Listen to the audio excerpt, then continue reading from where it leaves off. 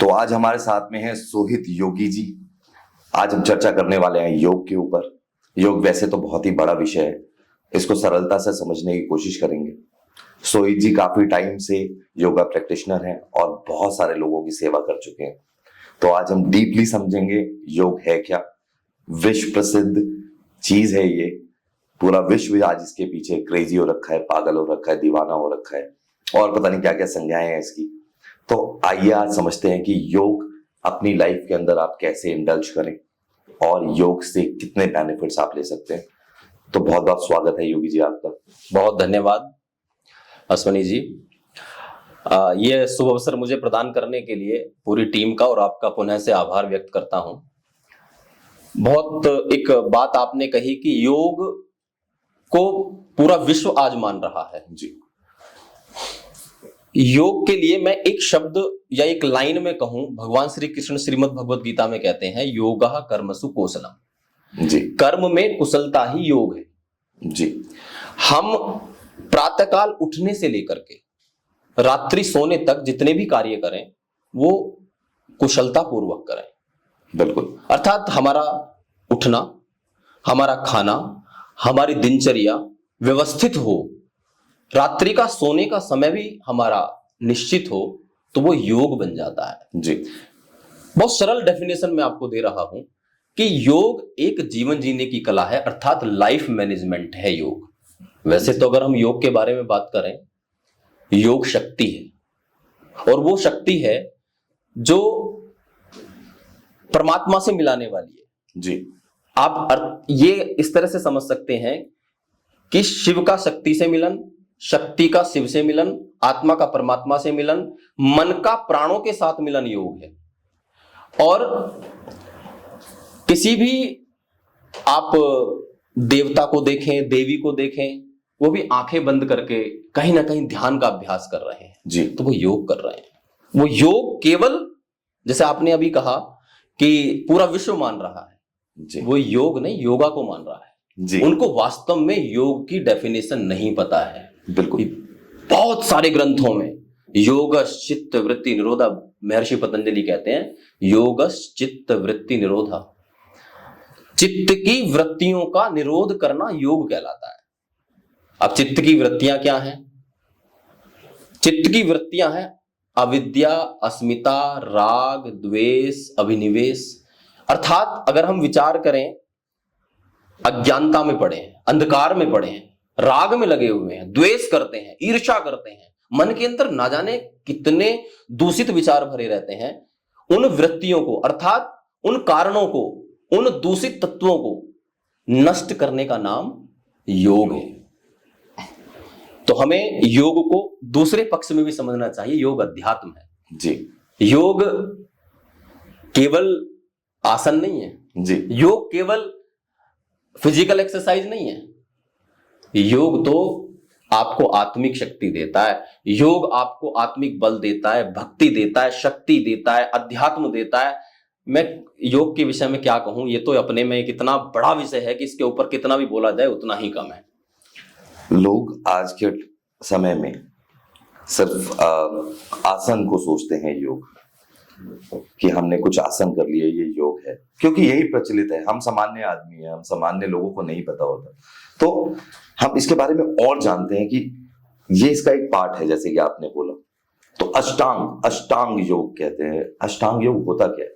देखो, महर्षि पतंजलि ने अष्टांग योग के विषय में कहा जी। वैसे तो जैन धर्म को अगर देखें तो वहां भी अष्टांगिक मार्ग मिलता है जी। और किसी भी धर्म की पुस्तक को उठा करके पढ़ते हैं, सभी धर्मों में अष्टांगिक मार्ग या अष्टांग योग के बारे में मिल जाता है जी। आपने कहा कि आसन, और आज संसार के अंदर आसन ही प्रचलित है, अर्थात एक्सरसाइज, राइट, व्यायाम या थोड़ा प्राणायाम। अगर कोई 1 घंटे योग करता है तो उसमें 5-7 मिनट के प्राणायाम करते हैं और बाकी आसन पे लगे रहते हैं। गलत नहीं है, बहुत बढ़िया है। स्थिरम सुखम आसनम, अर्थात हम अपने शरीर को स्थिरता देने के लिए, सुख देने के लिए आसन करें, बहुत अच्छी बात है। क्योंकि पहला सुख निरोगी काया, यदि हमारा शरीर स्वस्थ होगा, निरोगी होगा, तभी तो हम परमात्मा की भक्ति कर पाएंगे, या हम अपने इष्ट देव में लग पाएंगे, या अपने जीवन के दूसरे कार्य कर पाएंगे, या राष्ट्र निर्माण में अपनी आहुति दे पाएंगे। अष्टांग योग का एक पार्ट है आसन। अष्टांग योग जो प्रारंभ होता है वो यम से होता है जी। यम, नियम, आसन, तीसरे नंबर पे आता है आसन, प्राणायाम, प्रत्याहार, धारणा, ध्यान, समाधि। 8 अंग हो गए। और इनमें जो यम है और नियम, ये दोनों ऐसे अंग हैं, इनके 5-5 प्रकार होते हैं। अच्छा।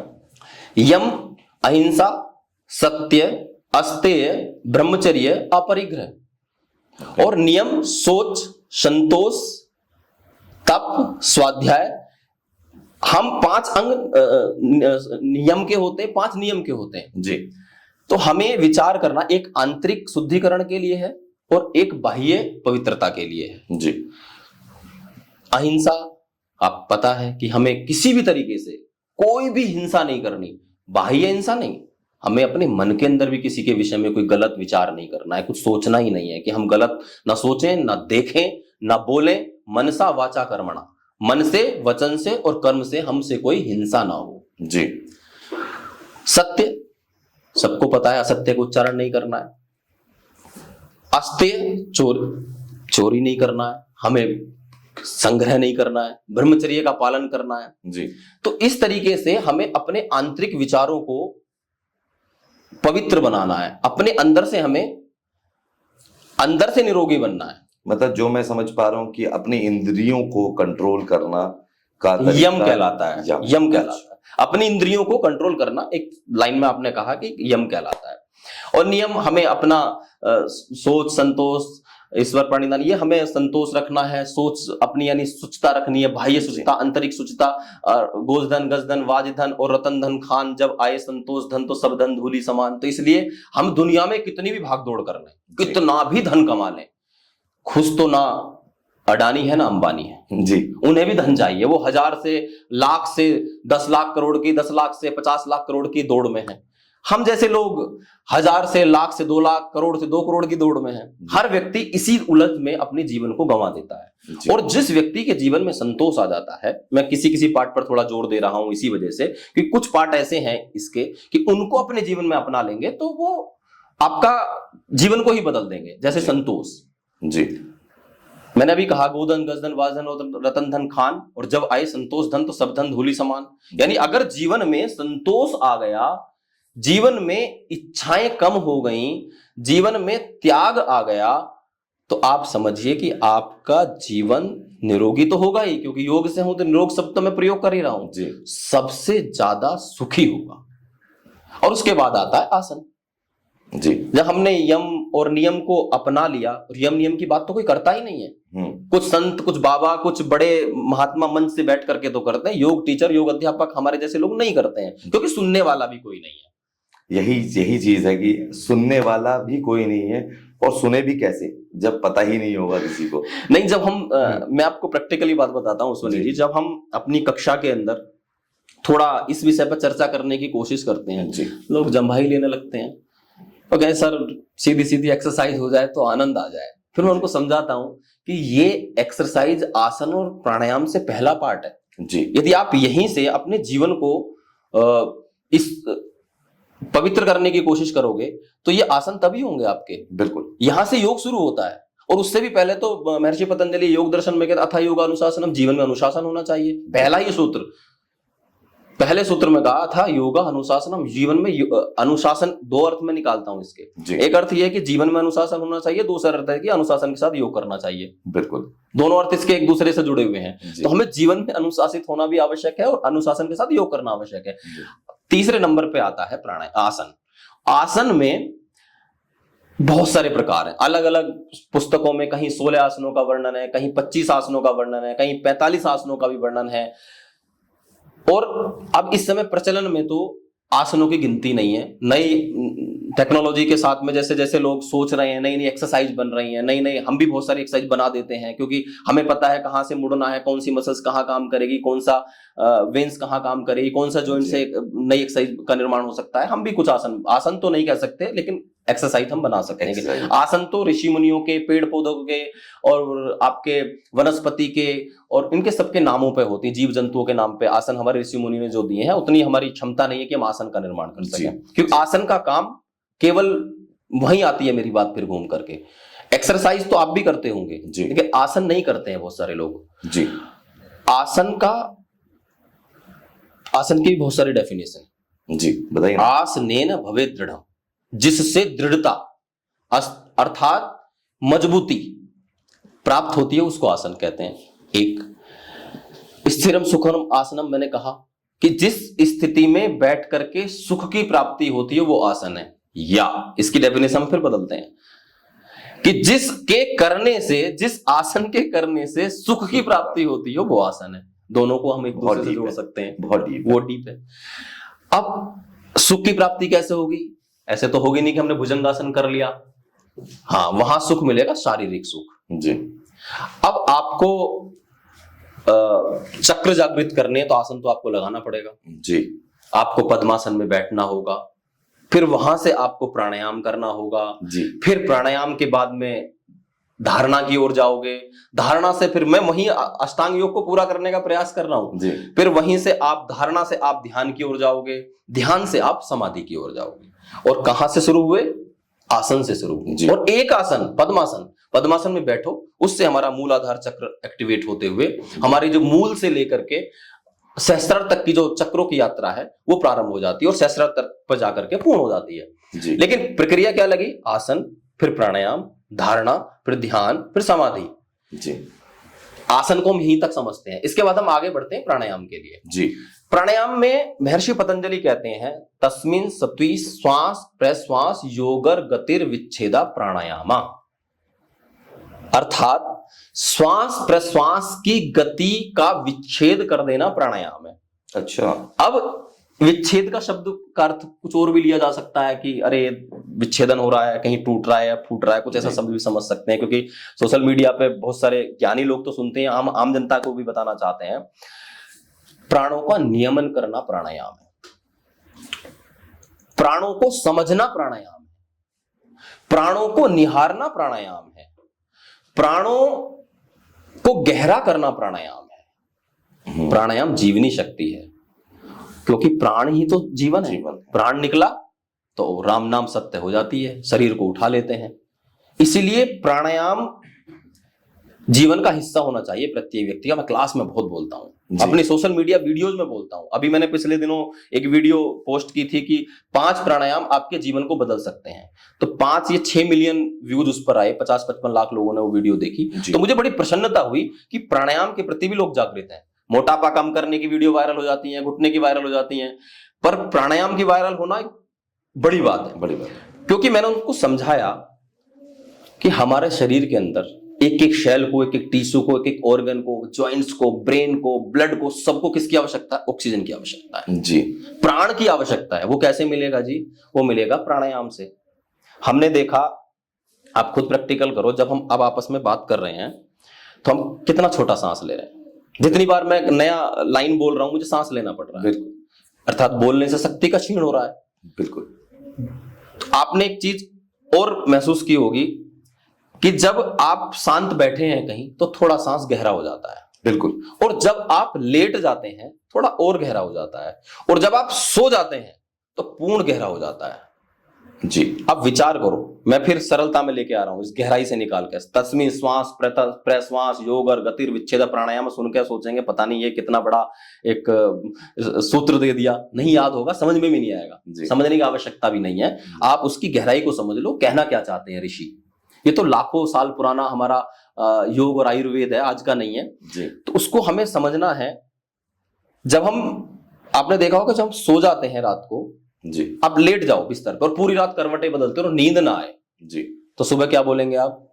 कि बॉडी थक रही है, दुख रहा है, पूरा शरीर तनाव में है, आज सर भी भारी है, और वहीं आप 6 घंटे साउंड स्लीप नींद ले लो जी।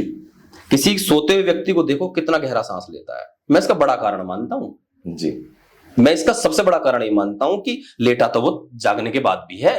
बिल्कुल, अगर आराम ही मिलना है तो लेट करके आराम मिल जाना चाहिए, नहीं मिला ना, उसको लेटने के बाद, सोने के बाद उसकी सभी इंद्रियां जब सोती हैं उसका सांस गहरा हो जाता है, डीप हो जाता है, अर्थात उसका शरीर में ऑक्सीजन, यानी हमारे एक, मैं डॉक्टर को सुन रहा था 50 to 60% लंग्स हमारे 4.5 करोड़ कोष्ठक हैं, छिद्र हैं, ढोकले की तरह हमारे फुफ्फुस हमारे लंग्स में। जी।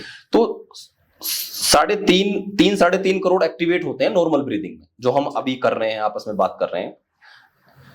सोने के बाद 90 से 95% एक्टिवेट हो जाते हैं जी। और प्राणायाम के बाद जब हम प्राणायाम करते हैं तो 100% एक्टिवेट होते हैं जी। 4.5 करोड़ कोष्ठक के अंदर ऑक्सीजन जाती है, फिर वहां से हमारी पूरी बॉडी के लिए सप्लाई हो जाती है। जब एक एक शेल को एक छोटी सी उंगली, यहां भी ऑक्सीजन की आवश्यकता है, तो हम कम ऑक्सीजन तो नहीं देनी चाहिए। बिल्कुल। तो हमें प्राणायाम के ऊपर सबसे ज्यादा ध्यान रखना चाहिए। अब दूसरी तरफ ले जाते हैं। मैंने ये भी सुना था, मैं सॉरी आपको जी जी जी जी जी, मैंने ये भी सुना था सिर्फ ऑक्सीजन ना मिलने की वजह से, कम मिलने की वजह से या कार्बन डाइऑक्साइड ज्यादा बढ़ने की वजह से आप डिप्रेशन का शिकार हो जाते हैं। सत्य है, क्योंकि ब्रेन को भी ऑक्सीजन की आवश्यकता है। जी। अगर कार्बन डाइऑक्साइड ज्यादा मिल गई, ऑक्सीजन नहीं मिली, तो भाई सेल्स में ब्लड कहाँ कैसे पहुंचेगा, ब्लड के अंदर ऑक्सीजन जाए कैसे पहुंचेगा, उसके अंदर जो सर्कुलेशन हो रहा है, या आप कहें कि जितना भी ट्रेवलिंग कर रहा है, तो प्राणी तो कर रहा है, जीवन तो प्राणी है आपका। बिल्कुल। और वो आपका गहरा ना हो, इसीलिए धरती की संजीवनी बूटी है प्राणायाम। और सोते हुए हम वैसे भी सबकॉन्शियस माइंड में, इसीलिए हम सोते हुए ज्यादा एक्टिवेट हो जाते हैं, जागृत हो जाते हैं। जी। मैं दूसरी तरफ आपको ले जाना चाहता हूं प्राणायाम से। एक श्लोक है, चले वाते चलम चित्तम निश्चले निश्चलम भवे वायुम योगी निरोधयेत। अर्थात जैसे आकाश में जब हवा चलती है, हवा के चलने से क्या होता है जी, वृक्ष हिलते हैं, पत्ते हिलते हैं। चले वाते चलम चित्तम, और जब हवा ठहर जाती है तो वृक्ष भी ठहर जाते हैं। जी।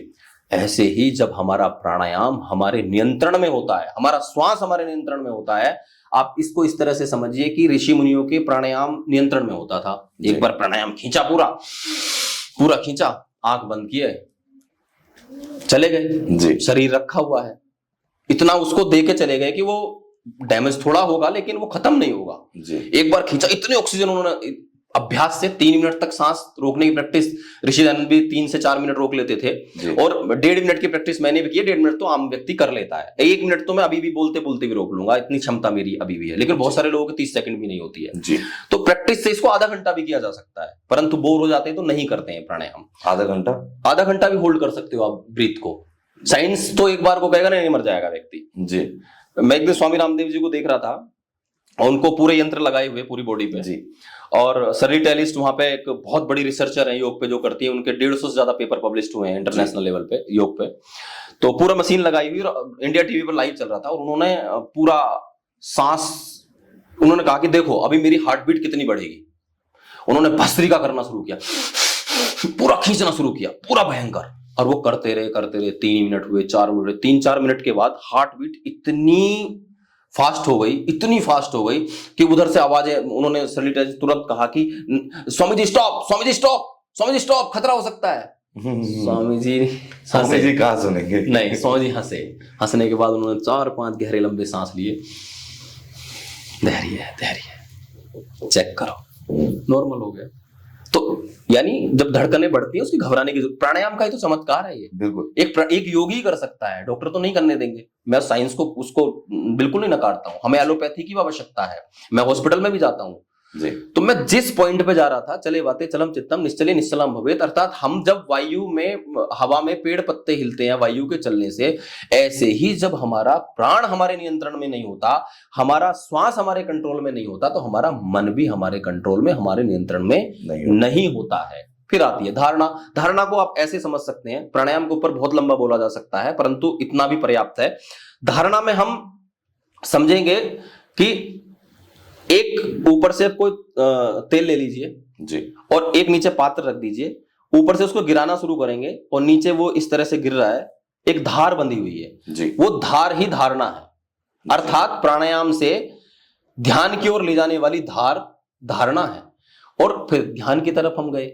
ध्यान के लिए मैं फिर एक सूत्र बोलता हूं, तत्र प्रत्येकता नता ध्यानम। एक बात अभी हमारी आपसे ऑफ कैमरा हो रही थी, आपने कहा कि ध्यान तो वो है कि जहां बहुत सारे शोरगुल हो रहा हो, डीजे बज रहे हैं और पूरा, और वहां आप एकांत होकर के बैठ जाओ। असली ध्यान वही है। असली ध्यान वो, यही सूत्र कह रहा है, बिल्कुल यही ये सूत्र कह रहा है कि तत्र प्रत्येकता नता ध्यानम, किसी भी स्थान पर बैठ करके, शब्द बोला किसी भी स्थान पर बैठ करके अपने आप को 100% लगा देना ध्यान कहलाता है। बिल्कुल। और यहां मैं इसमें जोड़ता हूं, किसी भी स्थान पर बैठ करके अपने आप को अपने आप में लगा देना ध्यान कहलाता है। बिल्कुल। किसी भी स्थान पर बैठ करके अपने मन को अपने सांसों के साथ कनेक्ट कर देना ध्यान कहलाता है। किसी भी स्थान पर बैठ करके जो आप कार्य कर रहे हैं, अभी हम यहाँ ये पॉडकास्ट कर रहे हैं, मेरा मन इसी में ही होना चाहिए, तो ये ध्यान है। क्लास में टीचर बोलते हैं बच्चों ध्यान से पढ़ो जी। अब माताएं क्या कर रही हैं, हालांकि माताओं के लिए मैं समझाने के लिए दृष्टि से बोलता हूं कि उनके ऊपर बहुत सारे काम भी होते हैं। इधर मोबाइल कान पे है, इधर बच्चा रो रहा है, फिर खाना बना रही है। मैं कहता हूं ध्यान कर रही है, उनका ध्यान है इस खाने में ध्यान है, बच्चा भी रो रहा है, उनको फोन भी सुनना है, उधर से पति की आवाज भी आ रही है, परंतु न नमक ज्यादा पड़ेगा, न उसमें कोई और मसाला ज्यादा पड़ेगा, न मिर्च ज्यादा पड़ेगी, खाना भी बन करके वैसा का वैसा तैयार हो। वो ध्यान से होता है। अगर किसी को सीखना है कि बहुत सारे काम इकट्ठे कैसे हो सकते हैं, बड़ी बड़ी MBAs इंस्टीट्यूशंस में जाके भी आप वो नहीं सीख सकते। अगर आप किसी महिला को, स्पेशली भारतीय महिला अगर आप देख लें तो आपको पता लग जाएगा मल्टीटास्किंग होती क्या है। सच्चाई है। तो मैं वहां भी ये कहता हूं कि ध्यान, उनका ध्यान है, उन्हें पता नहीं है, हालांकि वो नेचुरल है, क्योंकि कहीं ना कहीं हमारे यहाँ संस्कृति में बचपन से चला आया है, वो ध्यान है। आप किसी बाहर चले जाओ, उसके बस की नहीं इतना बड़ा काम करना, नहीं है उसको अगर, और ऊपर से उसको अपनी साड़ी भी संभालनी है माता को, उसको अपने परिवार का, घर में बड़े लोग उनका भी सम्मान करते हुए उस खाने को बना देगी, तो वो ध्यान है। अर्थात किसी भी स्थान पर अपने मन को 100% लगा देना ध्यान कहलाता है। बाकी तो सारी चीजें पीछे से चलती रहती हैं। इसके बाद आती है समाधि। जी। समाधि योगियों के लिए है जी। मेडिटेशन ना तो कोई करा सकता, मैं कहूं कि मैं किसी का ध्यान लगवा सकता हूं, नथिंग। कोई गुरु संसार के अंदर, कोई संत, कोई भी व्यक्ति किसी का ध्यान नहीं लगा सकता। बिल्कुल सही है। दुकान खोली जा सकती है, मेडिटेशन के नाम पर 100 करोड़ का बिजनेस किया जा सकता है, बिल्कुल, परंतु ध्यान नहीं लगवा सकता। कुंडली जागृत करने के लिए बहुत सारे सेंटर खुले हुए हैं जी, परंतु किसी की कुंडली ऐसे जागृत नहीं हो सकती। क्या है कुंडली, उन्हें कुंडली के बारे में नहीं पता है। मैं हर महीने ऋषिकेश जाता हूँ जी, वहां पर बहुत सारे ऐसे इंस्टीट्यूट्स बने हुए हैं, बहुत सारे फॉरनर्स आते हैं। मतलब योग से योगा बनने तक का प्रोसेस वहीं दिख जाता है मुझे। योग था, योग है, योग रहेगा, उसको योगा बना दिया गया। और इतना मूर्ख बनते हुए देखा है मैंने लोगों, हर एक के बारे में बात नहीं कर रहा, बहुत सारे अच्छे इंस्टीट्यूट्स भी हैं जो आपको असली में नॉलेज दे रहे हैं, लेकिन मैं बहुत देखता हूँ उन्हें, और मैं जो समझ पाया हूं कि इतनी भिन्न भिन्न तरीके की धारणाएं फैला दी गई हैं, इतना अलग तरीके से पेश किया जा रहा है पूरी इस पूरी नॉलेज को, जिससे कि कहीं ना कहीं हम इसको विलुप्त कर देंगे एक टाइम के बाद। अच्छी बात है कि पूरा विश्व आज योग कर रहा है। हमारी भारतीयों की एक कमी है जी, हमारा बहुत विभिन्न संस्कृतियों से वेद यहां से आए, ऋषि मुनि, दुनिया की सबसे पुरानी पुस्तक ऋग्वेद, जिसको नासा ने भी माना है जी, वो भारतीय है, ऋषि मुनियों की देन है। उसमें भी योग के विषय में बहुत ज्यादा है, अर्थात योग तो सृष्टि के प्रारंभ, वेद तो अपरुषीय है, किसी ने लिखे नहीं है जी। परंतु हमारे भारतीयों के साथ एक समस्या है, जब योग था हमने नहीं माना जी जब योग योगा हुआ तो हम करने के लिए निकल पड़े। अर्थात जब वेस्टर्न कल्चर ने, जब दूसरे संस्कृतियों ने अपनाया हमारे इस योग को और उन्होंने योगा किया, तो हमें लगा कि अरे इसमें तो कुछ शक्ति है, इसको करना चाहिए जी। हमने इस योग को नहीं माना, हमने योगा को माना। यही दिक्कत। हम अपनी संस्कृति, अपने भारतीय ग्रंथों में इतना ज्ञान भरा पड़ा है, उसको नहीं देखते हैं हम। क्यों? क्योंकि हम प्रभावित होते हैं पाश्चात्य संस्कृति से। इसीलिए तो आप ये समझिए कि इसीलिए ही लोग योग को सिर्फ और सिर्फ आसन मान रहे हैं, जबकि यही कारण है, जो योग है ये आसन से बहुत ऊपर है, बहुत अलग है। ये एक लाइफस्टाइल है, ये लाइफ स्टाइल है। मैंने शुरू में ही कहा था, ये जीवन प्रबंधन है। केवल योग आसन नहीं है, नथिंग। मैं बार बार बोलता हूँ और मैं तो कितनी वीडियो में ये बात बोल चुका हूँ। अभी मेरी किसी से बात हो रही थी जी, उन्होंने बोला कि वेट या आदि बीमारियां खत्म हो जाएंगी, आप आईएफ करिए। मैंने कहा ये तो हमारे यहाँ बहुत पहले से लिखा हुआ है, सूर्यास्त के बाद आपने खाना नहीं खाना है। कह रहा हाँ। तो मैंने कहा आईएफ क्या, ये कोई नया वर्ड दे ये दिया कोई नया वर्ड है क्या? सो बात सिर्फ निर्मलता से समझने की है कि आप कितना सहज होकर समझते हैं। अगर हम अपने जो हमारी हिस्ट्री है, मैं इसको हिस्ट्री बोलता हूँ, अगर जितना उसको डीप समझेंगे आप, उतना उतना आपको पता लगेगा ये सारी चीजें जो हैं ये पहले ही है हमारे पास है, बहुत पहले से। सनातन धर्म बहुत ही साइंटिफिक है। सनातन धर्म का तो अर्थ ही पुरातन है, बिल्कुल, कोई इससे पुराना तो कुछ है नहीं। और सनातन धर्म असल में लाइफस्टाइल है, और वो लाइफस्टाइल की जो तरीका है वो योग है, जो मैं समझ पाया अभी तक। बाकी तो अलग अलग विचारधाराएं हैं लोगों की। नहीं देखिए, ये आप जो बोल रहे हैं मुझे आपसे बात करके बड़ा अच्छा लग रहा है, क्योंकि आप इसमें अध्यात्म में, योग में बहुत रुचि रखते हैं। जितनी मेरी बात आपसे पहले भी ऑफ कैमरा बात हुई है और अभी भी बात हुई है, और बहुत अच्छा विचार है। सनातन हो, वेद हो, सत्य सनातन वैदिक धर्म है, एक अगर पूरी लाइन कहें जी, सत्य सनातन वैदिक धर्म, हम इसको समझ सकते हैं कि ये हमारा जीवन है, पूरा जीवन इसी पर आधारित है। क्योंकि वेद और श्रीमद् भगवत गीता, किसी के समझ में वेद नहीं आते तो श्रीमद् भगवत गीता आप पढ़ लो, जीवन का सार है जी।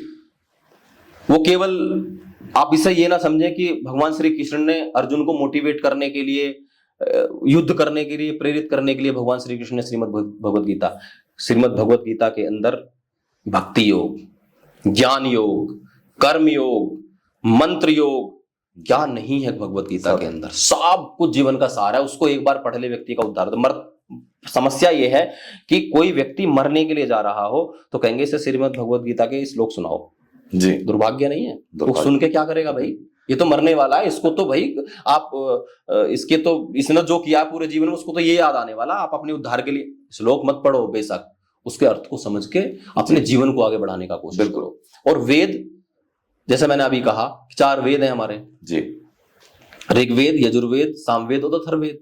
और ये सनातन वैदिक धर्म के सृष्टि के प्रारंभ से माने जाते हैं जी। जब नासा ने मान लिया तब जाके कुछ हमारे भारतीयों ने कहा, आर्य समाज या कुछ जो वैदिक विद्वानों को छोड़ दें, तो वेद को मानने के लिए तैयार नहीं थे जी। जब नासा ने कहा कि ऋग्वेद संसार की, मैं एक टीवी डिबेट में था तो एक मौलवी जी, बड़े विद्वान व्यक्ति, मेरे साथ इसी ओम पे चर्चा कर रहे थे कि वो ओम को कह रहे थे ये कुछ नहीं है। मैंने कहा कि ये है, होती है बहसबाजी वहां तो बैठ करके। तो जब मैंने उनको ऋग्वेद के बारे में कहा कि नासा ने माना है, उन्होंने कहा कि कुरान में ये आया, कुरान में, मैं कुरान का सम्मान करता हूं, मैं विरोध नहीं करता हूं। मैंने कहा पर कुरान 1400 साल पुरानी है, इससे ज्यादा पुरानी नहीं है। मैं सोशल मीडिया पे कोई वीडियो डालता हूं, वज्रासन की एक वीडियो डाली, मंडूकासन की, तो उसमें लिखा मेरे नबी ने तो ये 1400 साल पहले बता दिया। तो हमारे कुछ शिष्य उस पर लिख देते हैं कि हमारे प्रभु ने तो ये लाखों साल पहले बता दिया। ठीक है, चलो 1400 साल पहले तुम्हारे नबी ने बताया, हम उसको भी एक्सेप्ट कर रहे हैं, हम विरोध नहीं कर रहे हैं। तो उन्होंने भी ये माना कि ऋग्वेद संसार की सबसे पुरानी पुस्तक है जी। और ऋग्वेद के अंदर योग के लिए, और चारों वेदों का अगर आकलन करोगे तो 550 मंत्र आते हैं, 550। और जबकि ऋग्वेद, माफी चाहता हूं, जबकि वेद एक तिनके से लेकर के ईश्वर पर्यंत तक का ज्ञान उसके अंदर भरा पड़ा है जी। मतलब संसार का सारा ज्ञान ऋग्वेद के अंदर है। अथर्ववेद में पूरी शिल्प विद्या, मकान कैसे बनाए, यंत्र कैसे बनाए, हवाई जहाज कैसे बनाए। डॉक्टर एपीजे अब्दुल कलाम स्वर्गीय, उनको मैं नमन करते हुए स्मरण करता हूं, अथर्ववेद पढ़ते थे, मुस्लिम थे जी, वेदों का अध्ययन करते थे। साइंस जितने भी वैज्ञानिक होते हैं वो कहीं ना कहीं अथर्ववेद का अध्ययन करते हैं, क्योंकि उसमें पूरा विज्ञान भरा पड़ा है। उसके अंदर पूरा साइंस है, आपका विमान बनाने की विधियां हैं, बस खोजने की आवश्यकता है। मैं बहुत पढ़ता हूँ विमान शास्त्र, बिल्कुल, उसमें मंत्र वेदों के मिलेंगे आप। मैं बिल्कुल पढ़ता हूँ, मैं उसको समझने की कोशिश करता हूँ विमान बनता कैसे है। बल्कि मैंने एक और एशियंट एलियंस करके आता है हिस्ट्री चैनल पे, मैं वो भी देखता हूँ, तो कोरिलेट करने की कोशिश करता हूँ कि कैसे क्या हम जो भगवान समझ रहे हैं। देखिए इंसान जो हम है ना, मनुष्य का जीवन है ना क्यूरियोसिटी से भरा हुआ है। तो आप जितना डीप उसे समझने की कोशिश करेंगे, कहीं हम गलत डायरेक्शन में तो नहीं है, कहीं हम ये तो नहीं कर रहे, क्योंकि साइंटिफिक अप्रोच होना भी जरूरी है। ऐसा नहीं है कि मैं भगवान में नहीं मानता, लेकिन साइंटिफिक अप्रोच बहुत जरूरी है। तो विमान शास्त्र अपने आप में बहुत बड़ी चीज है, आप समझिए मरकरी को उल्टा घुमा दिया, उससे वो एनर्जी क्रिएट कर रहे हैं। तो ये देखिए हमारे पूर्वज कितने कितने महान थे। तो आज हम इसको समझ, अभी भी हम इसके ऊपर रिसर्च कर रहे हैं। वहां पर लिखा हुआ रावण जी पुष्पक विमान में बैठ के यहाँ पहुंच जाते थे, वायुयान से, वायु, उसमें कोई पोल्यूशन भी नहीं था जी, वो भी एक यंत्र ही तो था। यंत्र। हम टीवी पे देख लेते हैं कि ये ऐसा आया उड़ के चला गया, उसके पीछे बहुत बड़ी साइंस काम करती थी। जी। और महर्षि याज्ञवल्क्य के पास, याज्ञवल्क्य के नाम के एक ऋषि हुए हैं जी, और कई ऋषि हैं, मैं इस समय विस्मृत हो रहा हूँ। कई ऐसे ऋषि थे जिनके पास ऐसे यंत्र थे कि वो कुछ ही क्षणों में 3 लोगों की यात्रा करके आ जाते थे। बिल्कुल। परशुराम, परशुराम, महर्षि परशुराम का अगर हम जिक्र करते हैं, उनके पास एक ऐसा यंत्र था, रामायण में भी सुना है तो आम पब्लिक ने भी, कि मेरी वो शक्ति मत छीन करो कि जिससे मैं पृथ्वी पर नहीं रह सकता हूँ, शाम को मुझे, रात्रि में मुझे द्युलोक को ऊपर जाना पड़ता है जी, और फिर अगले दिन मुझे पृथ्वी पर रात्रि विश्राम नहीं कर सकता। तो उनके पास यंत्र तो थे। बिल्कुल। तो वहीं से मैं फिर अपनी ओर आना चाहता हूँ, ये साइंस का विषय है, वैज्ञानिकों का विषय है जी, मैं अपनी ओर आना चाहता हूँ। योग हमारी संस्कृति का मूल धरोहर है जी, योग हमारी सनातन वैदिक सभ्यता, और हम कहें तो लाखों साल पुराना जी, योग एक चिकित्सा पद्धति भी है, जी, योग एक जीवन पद्धति भी है, योग आध्यात्मिक पद्धति भी है, योग व्यक्तित्व निर्माण करने का कार्य करता है, बच्चों के लिए योग बुद्धि विकासक भी है जी, और मतलब जितना भी इसके बारे में कहा जाए कि योग कम है। मतलब कम है, जितना भी कहा जाए कम है, शब्द ही नहीं होंगे हमारे पास इसके विषय में कहने के लिए। योग अपने में, मैं तो कहता हूं योग बिना भी क्या जीना भाई, योग के बिना जीना नहीं है। अब फिर वहीं आते हैं, एक व्यक्ति यदि 24 घंटे में, मैं कहता हूं बहुत छोटी सी बात, 24 मिनट भी योग करेगा तो वो वैद्य डॉक्टर हकीमों के चक्कर नहीं काटेगा जी। एक रिसर्च पढ़ रहा था मैं, फिर वहीं आते हैं हम पाश्चात्य संस्कृति में। अमेरिका के एक डॉक्टर की रिसर्च थी कि जो व्यक्ति योग करता है, प्रतिदिन एक्सरसाइज और अभ्यास करता है, प्राणायाम करता है, वो व्यक्ति दूसरों के मुकाबले 80% बीमार होने के कम चांस रहते हैं। बिल्कुल। ऐसी बहुत सारे सर्वेज होता है, मार्केट रिसर्च होती है, जिसमें बहुत सारी नई नई चीजें निकल के आती हैं कि योग से आप बहुत सारी बीमारियां ठीक कर सकते हैं, योग से आप डिप्रेशन ठीक कर सकते हैं, जिसका इलाज करने में सालों लग जाते हैं, वो कुछ ही महीनों में ठीक हो जाता है। ऐसी बहुत सारी बीमारियां हैं जिनका एलोपैथी के अंदर इलाज नहीं है। अभी मैं आपको एक, आपने कहा तो मुझे याद आया कि मेरे पास एक फोन आया जी। अब दिन में 400-500 कॉल आते हैं मेरे पास जी। तो सबसे बात होना मेरी संभव नहीं है, क्योंकि सब हमारे जितने भी भारतवासी और दुनिया में लगभग 30 से 40 देशों में मेरी वीडियोस देखी जाती हैं। और बड़ी बात यह कि पाकिस्तान में मेरे 40 से 50 हजार फॉलोवर रहते हैं। अच्छा। मतलब पाकिस्तान में और जागरूक हैं लोग, और वहां घुटने की बीमारी बहुत ज्यादा है, सबसे ज्यादा कॉल्स घुटने की समस्या के लिए अच्छा। आते हैं। उसका मैं कारण मानता हूँ खान पान। जी। बहुत ज्यादा खान पान जब आपका बहुत भारी और हैवी हो जाएगा, बादी वाला होगा, तो कहीं ना कहीं जॉइंट्स पेन होगा। जी। तो मेरे पास एक कॉल आया, एक डॉक्टर थे, नाम नहीं लूंगा, उन्होंने अपने कॉन्स्टिपेशन का इलाज बहुत किया। अब डॉक्टर है, सब कुछ पता होता है जी। मेरे पास कॉल आया कि गुरुजी मैं कभी कभी कोई कॉल पिक कर लेता हूं, ऐसी मन के अंदर आता है, तो मैंने कॉल पिक की। उन्होंने बोला कि गुरुजी मैंने ना आपकी एक वीडियो फॉलो कर रहा हूं पिछले 1 महीने से। जी। मैंने कहा जी कौन सी? वो कॉन्स्टिपेशन वाली वीडियो है, आपने उसमें बहुत सारी चीजें बताई हैं, और मैं आज तक आयुर्वेद भी कर लिया, मैंने एलोपैथी भी कर लिया, होम्योपैथी भी कर लिया, मेरा कॉन्स्टिपेशन ठीक नहीं हुआ जी। लेकिन आपने मेरी 70% बीमारी खत्म कर दी जी। और मुझे कुछ और समस्याएं उन्होंने बताई कि मुझे रेक्टम में थोड़ा मल फंस जाता है, और मैं यहां से अगर पेट साफ हो जाए तो मेरी रेक्टम में मल फंस जाता है। तो मैंने उनको एक चीज बताई कि मैं आपको भी कहना चाहता हूं, यदि किसी को एनएस पॉइंट में टाइटनेस रहती है या रेक्टम में हल्का पेन रहता है तो उनको गणेश क्रिया करनी चाहिए। इसको जनरली हम पब्लिक प्लेटफॉर्म पर कम बताते हैं, और गणेश क्रिया होती कैसे है, जो योगी लोग हैं वो समझ जाते हैं। हमारे सीधे हाथ की बीच की उंगली, उस पर सरसों का तेल लगाइए, मस्टर्ड ऑयल इस पर लगाइए, मस्टर्ड ऑयल, और इसको अपने एनएस पॉइंट में यानी गुदा द्वार में और 2 इंच तक अंदर इंसर्ट कीजिए, और फिर से तेल लगाओ, फिर अंदर 2-3 बार उसको अंदर से उसकी मालिश करनी है। इसको योग में गणेश क्रिया कहते हैं।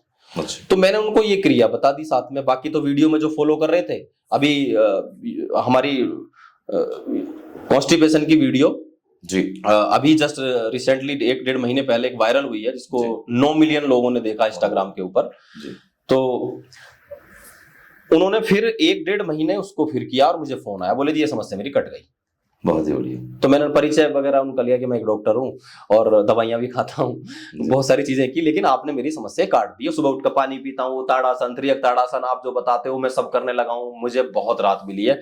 मैं आपका बहुत बहुत धन्यवाद करता हूँ। कितनी खुशी मिलती होगी आपको? मुझे ये प्रसन्नता हुई कि चलो हम क्लास में तो छोटी सी फीस लेकर के योग कराते हैं, उनकी तो नैतिक जिम्मेदारी हमारी होती है, भाई कोई समस्या होती है उनके फोन भी पिक करते हैं, उनको हम समझाते हैं। जब वीडियो के माध्यम से कोई ठीक होता है और वो फोन करके हमें सिर्फ धन्यवाद दे देता है, तो ऐसा लगता है हमने यार फीस नहीं ली, हमने तो लाखों करोड़ों रुपए कमा लिए, इससे बड़ा आनंद कुछ नहीं हो सकता। जी बिल्कुल। मतलब मैं पढ़ रहा था और मैं समझ भी रहा था इस चीज को कि अगर आपको एक कॉम्प्लीमेंट, पूरे दिन में सिर्फ एक कॉम्प्लीमेंट मिल जाता है आपको आपके किसी ऐसे कार्य से जिसके ऊपर आपने लाखों बार प्रयत्न किया है या बहुत ज्यादा मेहनत की है, अगर उसके ऊपर आपको सिर्फ एक कॉम्प्लीमेंट मिल जाए तो आप जितना 24 घंटे में ला के खुश नहीं होते उतना ही कॉम्प्लीमेंट में खुश रहते हैं।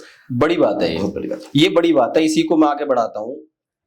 एक बच्चा या कोई व्यक्ति किसी कार्य को करने के लिए प्रयास कर रहा हो, जी मान लो मैं अपना एग्जांपल देता हूं। मैं यहाँ आया, आपने पूछा कभी पॉडकास्ट किया, मैंने कहा पॉडकास्ट तो नहीं किया, पर मैंने एक लाइन साथ साथ जोड़ दी, कैमरा फेस करने में मुझे कोई प्रॉब्लम नहीं है, क्योंकि मैं टीवी चैनल्स की बहुत सारी स्टूडियोज में कैमरा फेस करता हूं, पब्लिक में भी कैमरा फेस करता हूं। पब्लिक में तुम प्राइम मिनिस्टर भी साथ में, मुझे बोलने में दिक्कत नहीं है। अगर मुझे सब्जेक्ट पे पकड़ है, मुझे उस पर ज्ञान है तो मैं बोल पाऊंगा, और मुझे सब्जेक्ट नहीं पता तो फिर मेरे लिए रूम के अंदर ही बोलना मुश्किल, किसी के लिए असंभव है, किसी के लिए भी असंभव है। तो अगर अभी मैं आया और अभी मुझे मेरे साथी या कोई ऐसे ही व्यक्ति या आप कहते नहीं यार आप शायद कर नहीं पाओगे, जी आपको बहुत मुश्किल हो सकता है, आप इतने कैमरा फेस करने में बहुत दिक्कतें हो सकती हैं, आप मुझे अगर डिमोटिवेट कर देते तो मैं आज यहां बोल नहीं पाता। बिल्कुल। किसी मंच पे जाने से पहले किसी व्यक्ति को का भाषण हो और उससे यार तुझ पे तो बोलना ही नहीं आता है, क्या पब्लिक को तो वो बोल नहीं पाएगा, कितना भी बड़ा वक्ता हो। किसी बच्चे को कोई कार्य करना चाहता है और उस बच्चे को यदि आप निरुत्साहित कर दोगे, नहीं तेरे बस की नहीं ये काम, वो बेचारा नहीं कर पाएगा, और वो गलत भी करता है ना, एक बार का बेटा बहुत बढ़िया किया था तूने, दोबारा प्रयास कर और अच्छा कर पाएगा, तो वो उससे भी अच्छा कर पाएगा। मैं जब इस गुरुकुल में, मैं गुरुकुल से पढ़ा हूं, गुरुकुल लाक्षागृह बरनावा बागपत में पढ़ता है जी, वहां से पढ़ा हूं। तो हम वहां वाद विवाद प्रतियोगिताएं होती हैं। तो 8th क्लास में मैंने एक प्रतियोगिता जीती, ऐसे ही आपने इंटरनल थी, रात्रि में प्रतियोगिता होती श्लोकों की। तो संयोग से एक 12वीं का विद्यार्थी, 12th का, और एक 8th का विद्यार्थी, हम 2 रह गए, बाकी सब बच्चे हट गए जी। तो प्रिंसिपल साहब कहने लगे कि अब एक काम करो, इसको पूर्ण कर देते हैं, क्योंकि उन्हें लगा कि यार ये बड़ा है ये छोटा है, तो कहीं आगे इसने एक श्लोक बोल दिया तो ये पीछे ना हट जाए। पर मुझे वहां इतना सम्मान मिला, इतना मुझे सबने सराहा, उस दिन से मैं मंचों पे बोलना शुरू कर दिया। थोड़ा मंच पे बोला तो मेरे साथ अरे बहुत बढ़िया बोला भाई तुमने, फिर बोला, फिर बढ़िया बोला। तो वहां से हम किसी भी बच्चे को, किसी भी व्यक्ति को बस मोटिवेट करें, वो भी योग है। बिल्कुल वो भी योग है, सकारात्मकता देना योग है जी। खासकर मैं इस कैमरे के माध्यम से अपनी माताओं को, विशेष रूप से कि बच्चों के संपर्क में माताएं ज्यादा रहती हैं, पिताओं को तो बाहर के बहुत सारे काम रहते हैं, पिता तो हमेशा डांटते रहते हैं, ऐसा नहीं कि पिताओं को प्रेम नहीं होता, पर माताओं कहना चाहता हूं कि अपने बच्चे को अगर वो कोई कार्य करता है उसको प्रोत्साहित करिए। अगर उसके नंबर 70% आए हैं, नहीं ये नहीं कहना है कि नहीं कम है, खुद अपने देख लेना एक बार आपके कितने आए थे जी। उसको बोला बहुत बढ़िया आया बेटा, और मेहनत करोगे अगली बार 80% आएंगे, 80 आए तो 90 पे ले जाने का आपका काम है, उसको डाउन नहीं करना है, वरना बच्चे गलत रास्ते पर जाते हैं। योगी जी, एक टर्म है एस्ट्रल ट्रैवल जी, सूक्ष्म यात्रा, क्या होता है वो? देखिए, सूक्ष्म यात्रा अगर हम उसको समझें जी, वो हमारी आत्मा की यात्रा है, अर्थात हमारी चेतना की यात्रा है, और अगर हम बेसिक लेवल पर आए तो मन की भी यात्रा है। मन की यात्रा से प्रारंभ होकर के आपकी आत्मा की यात्रा की ओर जाती है।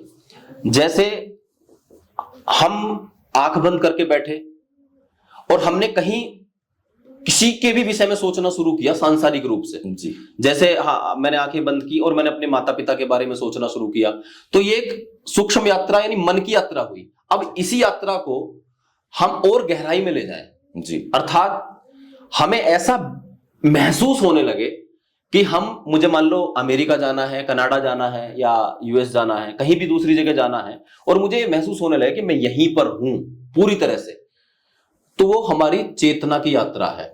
जी। शरीर यहां है, लेकिन हमारी चेतना जो शक्ति है, हमारी प्राण शक्ति हम कह सकते हैं, जो हमारी आत्मा की शक्ति कह सकते हैं, वो दूसरे स्थान पर पहुंची और वहां का पूरा वातावरण अंतर चक्षुओं से हमने देख लिया। वहां की आवाज को भी सुन लिया, वहां के वातावरण को भी देख लिया, और वहां जो एक्टिविटी हो रही है उसको महसूस भी कर लिया। जैसे हमारे ऋषि मुनि करते थे पहले, जैसे हम देखते हुए आए हैं। एग्जैक्ट। जी। अब ये आपने बड़ी अच्छी बात कही। हमारे ऋषि मुनि क्या करते थे कि एक प्राणायाम भरा, एक पूरा शक्ति, उनके अंदर योग बल की इतनी बड़ी शक्ति होती थी, एक प्राणायाम भरा और वो निकल गए यात्रा पर। और हम तो कहेंगे अमेरिका जाना, ये तो किसी माध्यम से शरीर भी चला जाता है। वो अपनी आत्मा को, अपनी चेतना के लेवल को इतना ऊपर ले जाते थे कि कई कई लोगों की यात्रा करके आते थे। जी। द्युलोक में चले गए, अंतरिक्ष लोक में चले गए, ये तो ब्रह्मांड है, पता नहीं कितना बड़ा सौर मंडल है, उस पूरी गैलेक्सी का भ्रमण करने के लिए आत्मा को निकाल देते थे और शरीर उनका रह जाता था। जी। अब इसको हम समझने के लिए, देखिए मैं फिर कहता हूं, ये इतना गहरा ज्ञान है और इसके आगे नीति नीति होती है कि इसका अंत भी कुछ नहीं है। जी। इसकी यात्रा साधारण व्यक्ति नहीं करता है। जी। साधारण व्यक्ति सिर्फ मन की यात्रा तक सीमित रहता है। जी। जैसे कि लेटा और अपने परिवार के बारे में सोचना शुरू कर दिया। कोई किसान है तो अपने खेत के बारे में आंखें बंद जैसे ही करेगा तो उसने सोचना शुरू कर दिया। परंतु जो किसी दूसरे लोक में जाना है, किसी दूसरे गृह पर जाना है, किसी दूसरे, मैं कहता हूं कि पूरी तरह से, मैंने भी जैसे बोला कि पूरी तरह से वहां के वातावरण को देखना चाहता है, तो वो है सूक्ष्म यात्रा, वो है चेतना की यात्रा, यानी आत्मा की यात्रा। तो योग से संभव है ये योग से बिल्कुल संभव है। मैं एक अनुभव शेयर करता हूं जी। और इसका सबसे सरल माध्यम योग निद्रा है। अच्छा। इसका सबसे सरल माध्यम योग निद्रा है। वो कैसे है, मैं एक बार अभी पिछले 4-5 वर्ष पूर्व की घटना है। मेरे यहाँ हम योगा सेंटर पर, इंदिरापुरम में हम योगा सेंटर चलाते थे, तो मैं एक दिन पूरी भव्य तरीके से योग निद्रा करा रहा था और 40 से 45 मिनट का सेशन था। तो जब 45 मिनट हो गए, सबको मैंने वापस आने के लिए कहा। जी। अगर आप इंटरेस्टेड हैं योग निद्रा सीखने में तो हम योग निद्रा भी आपको सिखाएंगे, परंतु उसको समझते हैं वहां घटना क्या घटी। बड़ी रोमांचक और बड़ी दिलचस्प बात मैं आपको बता रहा हूं। मैंने जब वापस आने के लिए कहा तो जितने साधक थे सभी साधक उठ करके बैठ गए, छोड़ करके एक साधक, एक महिला थी, एक साधिका थी, वो वैसे ही लेटी रही। तो उनको 1-2 लोगों ने आवाज लगाया, नहीं उठी, तो वो निकल नहीं पाई बाहर? नहीं, ऐसा नहीं है। अच्छा। लेकिन वहां अगर कोई समझदार व्यक्ति है, मैं समझाना भी चाहता हूं, अगर अच्छे कोई योग गुरु हैं तो उसको निकाल लाएंगे बाहर। तो मैंने उनको हाथ भी लगाया, माफी चाहता हूं, उनको कई लोगों ने हाथ लगाया, कई लोगों ने आवाज दी, तो मैंने कहा नहीं, सब अब अलग बैठ जाइए। अभी आप थोड़ा समय अगर आप देखना चाहते हैं कैसे वापस आएंगी, जिस माध्यम से मैं उनको लेकर के गया, फिर उसी माध्यम से मैं उनको वापस लेकर के आया। अच्छा। अब मैंने, जब वो वापस आ गई, वापस आने के बाद उनका अनुभव हमने सुना, तो बिल्कुल ऐसे थी जैसे डीप स्लीप में होता है इंसान, बहुत गहरी निद्रा में होता है, ऐसे देखने में बाहर के व्यक्ति को डीप निद्रा में थी जी, पूरी अच्छे से गहरा सो रही थी। परंतु हमने जब उनका अनुभव सुना तो सुनकर के बड़ा मतलब अचंभा भी हुआ, प्रसन्नता भी हुई कि योग में कितनी बड़ी शक्ति है, योग निद्रा कितनी बड़ी शक्ति दे सकती है। तो मैंने उस दिन जो योग निद्रा कराई, तो मैंने कराया उनको ऋषिकेश की कुछ पहाड़ियों के, कुछ दुर्गम जो पगडंडियां होती हैं उन पर लेकर के गया, क्योंकि ध्यान कल्पनाओं में किया जाता है। तो मैंने कहा कि आप अपनी आंखें बंद करके लेटे हुए आप महसूस कीजिए, आप ऋषिकेश की पहाड़ियों में हैं, वहां से एक पगडंडी निकल रही है, वहां से थोड़ा आगे बढ़ेंगे तो आपको फूल दिखाई देंगे, अलग अलग तरीके के फूल दिखाई देंगे, अलग अलग तरीके के वृक्ष दिखाई देंगे। तो लेकिन वहां से लेकर के हम धीरे धीरे फिर वापस भी ले आते हैं। वो महिला वापस नहीं आई। हुआ ये कि जब उसका अनुभव सुना तो उन्होंने बताया कि मैं सर उस जहां तक आप लेके गए थे मैं उससे भी आगे निकल गई। और फिर दोबारा मुझे इंस्ट्रक्शंस मिले, तो मैं जैसे जैसे वापस गई थी फिर मैं वैसे वैसे ही वापस आई। तो ये है आत्मा की सूक्ष्म यात्रा, आप कह सकते हैं कि चेतना की यात्रा, मन से आगे की। योग निद्रा क्या है? योग निद्रा तो आध्यात्मिक नींद है जी, सोने और जागने के बीच की स्थिति है। वो ही हमें ऐसी यात्राएं करा सकती है। हम कहें कि ध्यान ऐसी यात्रा करा सकता है, या समाधि की ओर जो व्यक्ति जाता है उनकी यात्राएं होती है। और समाधि में भी फिर आगे कैवल्य की स्थिति होती है। जी कैवल्य की स्थिति में ये यात्राएं होती हैं। उस तक पहुंचने के लिए योगियों को लंबा समय लगता है और कई बार तो कई कई जन्म बीत जाते हैं इन साधनाओं को प्राप्त करने के लिए। तो जो मल्टीवर्स होता है, जैसे बहुत सारे लोग हैं, जैसे हम अपनी गैलेक्सी को जानते हैं जितना हम जान पाए हैं अभी तक, तो ऐसे एक कॉन्सेप्ट है मल्टीवर्स, जो कि जिसका बहुत ज्यादा व्याख्यान है हमारे वेदों में, हमारे ग्रंथों के अंदर। तो क्या असली में होता है ऐसा? देखिए, सब चीजें संभव है जी, क्योंकि अगर हम योग के माध्यम से समझने की कोशिश करें तो अध्यात्म में जाके या मेडिटेशन में जाके या समाधि में जाके या और आगे बढ़ते हैं तो कैवल्य की स्थिति में जाके आप इनके दिग्दर्शन कर सकते हो। अच्छा, परंतु मैं तो गया नहीं हूं जी, मेरी साधना है पर उस लेवल की नहीं है जी, और इस संसार में रहने के बाद इस तरीके की साधनाएं भी संभव नहीं हो पाती हैं। उसके लिए मैंने भी कहा कि जन्म लग जाते हैं और त्याग करना पड़ता है। केवल ये नहीं कि परिवार का त्याग करना पड़ता है, महात्मा बनना पड़ता है, नहीं, आप गृहस्थ में रह करके भी त्याग कर सकते हो। काम, क्रोध, लोभ, मोह, ईर्षा, द्वेष, छल, दंभ, पाखंड, इन सब से आपको हट करके एकाकी होकर के एक साधना पथ पर आगे बढ़ना पड़ता है। तब आपकी कुंडलिनी जागृत होगी। कुंडलिनी जागृत का मतलब है कि आपकी जो शक्ति है वो जागृत होगी। आप ये कह सकते हो कि आपका आज्ञा चक्र एक्टिवेट होगा, आपका ब्रह्मरंध्र सहस्त्रार चक्र खुलेगा और तब आपको वो सारी चीजें दिख सकती हैं। और जिस व्यक्ति की वो चीजें दिखती हैं तो वो एक्सप्लेन नहीं करता है, वो एक्सप्लेन करने की स्थिति में नहीं होता है, वो इतना आध्यात्मिक हो जाता है, उसे संसार के फिर किसी भी चीज की आवश्यकता है, परमानंद में चला जाता है जी। तो इसलिए इन चीजों के बारे में हम पढ़ सकते हैं जी, समझ नहीं सकते, बिल्कुल हम जान नहीं सकते, क्योंकि जिसका खुलेगा वो बताएगा ही नहीं। बिल्कुल वो क्यों बताएगा? वो बताएगा, क्योंकि ये गुप्त ज्ञान है, वैसे गुप्त ज्ञान, क्योंकि उसको लोग परेशान कर देंगे, वो बताएगा भी। अगर मान लो आप प्रैक्टिकली समझिए कि अगर मेरे पास कोई शक्ति आई जी और मैं उसका व्यवसायीकरण करने लगूं, मैं उसका बिजनेस करने लगूं, तो मेरे पास शक्ति रहेगी नहीं, जैसा कि आजकल हो रहा है जी। कई ऐसे बाबा हैं जो पर्चे बनाते हैं जी जी, जी। और मुझे तो खैर वो नहीं लगता है कि सब शक्तियां होती हैं इस तरीके की कि दूसरे के व्यक्ति के बारे में पर्चा बना के आप सिद्ध कर दोगे। अनुमान लगाया जाता है जी। जिसके पास एक्चुअल में ये शक्ति आ गई वो बताएगा ही नहीं जी। वो कहीं हिमालय के कंदराओं में चला जाएगा, वो अपने इस जन्म को खराब नहीं करेगा जी, क्योंकि भविष्य बताने का अधिकार किसी को भी नहीं है, किसी के विषय का, किसी का भी, ना टेंशन देने का, ना किसी को प्रसन्न करने का।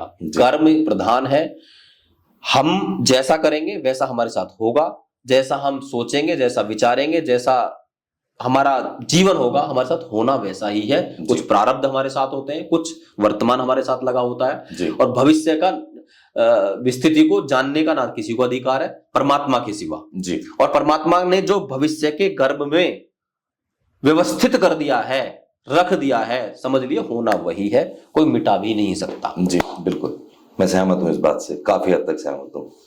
तो हम जब भी हम किसी को पॉडकास्ट के लिए बुलाते हैं, यहाँ पर जो भी हमारे गेस्ट होते हैं, तो हम उससे पहले एक मार्केट रिसर्च करते हैं, थोड़ा सर्वे करते हैं, और हमें डीएम्स आते हैं, व्हाट्सएप्स आते हैं कि हमारे लिए ये क्वेश्चन आप पूछ लीजिएगा जी, जी, जी। तो जैसे आपके साथ में हम पॉडकास्ट करने वाले थे तो हमने पूछा, तो बहुत सारे क्वेश्चंस आए हमारे पास में, और उसमें सारों का आंसर करना तो इस पॉडकास्ट के अंदर पॉसिबल नहीं था, लेकिन हमने कुछ कॉमन क्वेश्चंस को चुन लिए बहुत, और बाकी क्वेश्चंस को मैं पर्सनली आपको भेज दूंगा, तो मैं उनको आगे मैसेज पहुंचा दूंगा। तो पहला क्वेश्चन मेरे पास आया था, कलाई में बहुत लोगों के पेन हो जाता है, तो रिस्ट पेन आजकल कॉमन है, चाहे वो एक्सरसाइजेस की वजह से है या गलत एक्सरसाइज की वजह से है या खान पान, पता नहीं, बहुत सारे कारण हो सकते हैं। तो योग के माध्यम से हम कैसे रिस्ट पेन से छुटकारा पा सकते हैं? देखिए, जो रिस्ट पेन है, और मैं तो एक बिल्कुल सीधा सीधा आप इस कैमरे में यहां से देखिए, ये जो पॉइंट है जी, मेनली रिस्ट पेन यहां होता है, और अपनी देसी भाषा में ये भी कहा जाता है गट्टा काना हो गया जी। और कई जगहों पर ये भी कहा जाता है कि जो जिस महिला के सास ससुर भी होते हैं और मम्मी पापा भी होते हैं, तो उसके रीवन बाल का अगर बाल इसमें हाथ में बांध देते हैं तो ठीक हो जाता है। अच्छा, मैं ये कहता हूं कि आप रीवन तो किसी का भी बांध दो जी, तो उससे भी आराम मिलेगा, क्योंकि वो एक्यूप्रेशर पॉइंट है। अब इसमें मैं एक एक्सरसाइज बताता हूँ, होता किन किन को है, जिनको बहुत ज्यादा लिखने का काम है या गलत एक्सरसाइज हो जाती है या बहुत ज्यादा सिस्टम पे काम करते हैं, मोबाइल भी या पकड़ रहे हैं, मोबाइल बहुत बड़ा स्क्रॉल करते करते ये सब दर्द करने लगता है। एक कैल्शियम की कमी हो गई है, उनको भी हो जाता है, विटामिन डी की कमी से भी होता है, और साइनोवियल फ्लूइड की कमी से भी ये हो जाता है। अगर ग्रीसिंग नहीं होगी तो कहीं भी जॉइंट पेन हो सकता है। तो इसका सबसे बड़ा मैंने जो इस पर मतलब रिजल्ट पाए हैं वो ये तरीका है, आप ऐसे यहां से ऐसे पकड़िए, इस तरह से आप पकड़ लीजिए और इसको ऐसे बंद कीजिए अंगूठा अंदर और रोटेट कराइए, जितना आप आसानी से रोटेट करा सकते हो, 10 या 10 क्लॉक 10 एंटी क्लॉक, ठीक है। इस तरह से एक तो एक्सरसाइज इसमें आप ये कर सकते हो। दूसरा, यहां से आप पकड़ो या किसी व्यक्ति से उसको बिल्कुल लूज करके यहां से इसको स्ट्रेच कराओ, ये ऐसे जी। तो ये 2 एक्सरसाइज इसमें बहुत जबरदस्त काम करती हैं। बस इसको 3-3 4-4 बार आगे से ऐसे खिंचवा लीजिए और इसको 10-10 20-20 बार रोटेट, दिन में 2-3 बार करो। जब दवाई 2-3 बार खा सकते हो तो एक्सरसाइज भी 2-3 बार करनी चाहिए जी। तो इसका इलाज तो ये बहुत जबरदस्त है और बहुत जल्दी आराम मिल जाएगा, बहुत जल्दी आराम मिलेगा।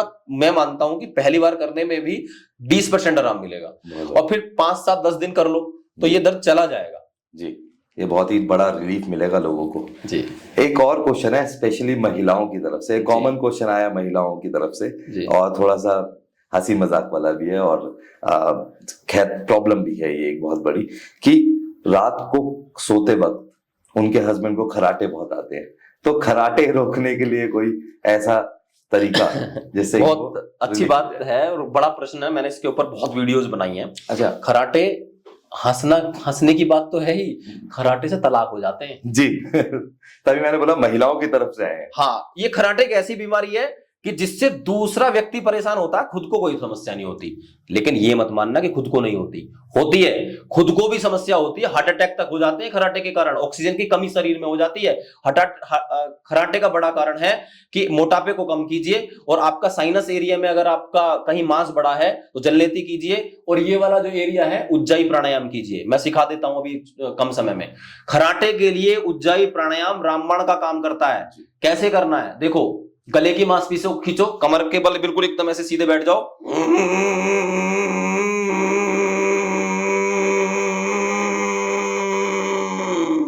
और फिर राइट नोस्ट्रल को प्रेस करो, लेफ्ट से सांस को बाहर छोड़ दो। ये है। अब ये करना कैसे है तो आएगा नहीं, समझेंगे कि ये क्या कर दिया। मुंह खोल के हिचकी लो, अब हिचकी को लंबा करो, अब ये क्रिया मुंह बंद करके करो।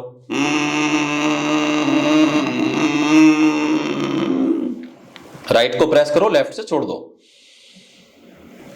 ये एक्सरसाइज, ये प्राणायाम यदि प्रतिदिन 15 से 20 बार करते हैं तो खराटे में आपको बहुत लाभ मिलेगा। साथ में एक और कर लो, आर्टिफिशियल खराटे। डॉक्टर भी बताने लगे हैं आर्टिफिशियल खराटे लो, ऐसे वहीं असर हो रहा है जहां से खराटे की आवाज आती है ना, वहीं असर होगा। करके देखो आप एक बार जी। इसको भी 20-25 बार सुबह शाम कर लो।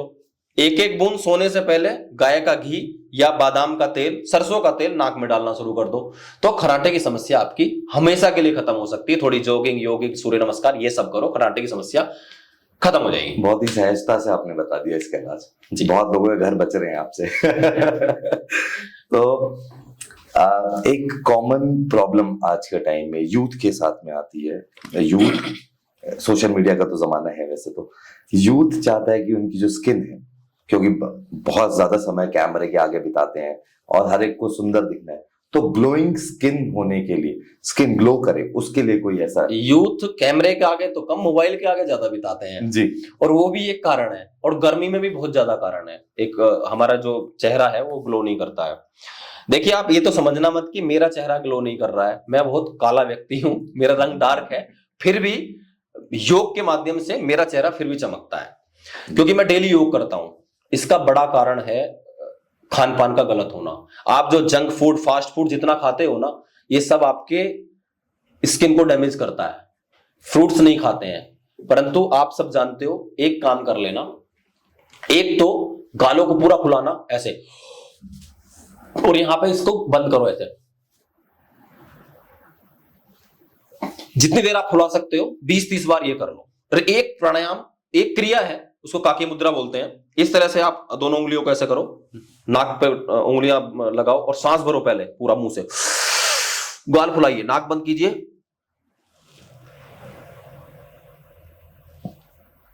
नाक से सांस छोड़ दीजिए। ये क्रिया, दोनों क्रियाओं को कम से कम 5-5, 10-10 बार करो। और एक और चीज साथ साथ बता देता हूं, सुबह उठ करके कोकोनट ऑयल यानी नारियल का तेल फेस पर लगाना शुरू करो।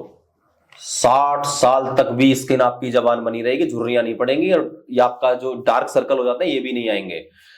नारियल का पानी पीना शुरू कीजिए, विटामिन ई होता है, बहुत लाभ मिलेगा।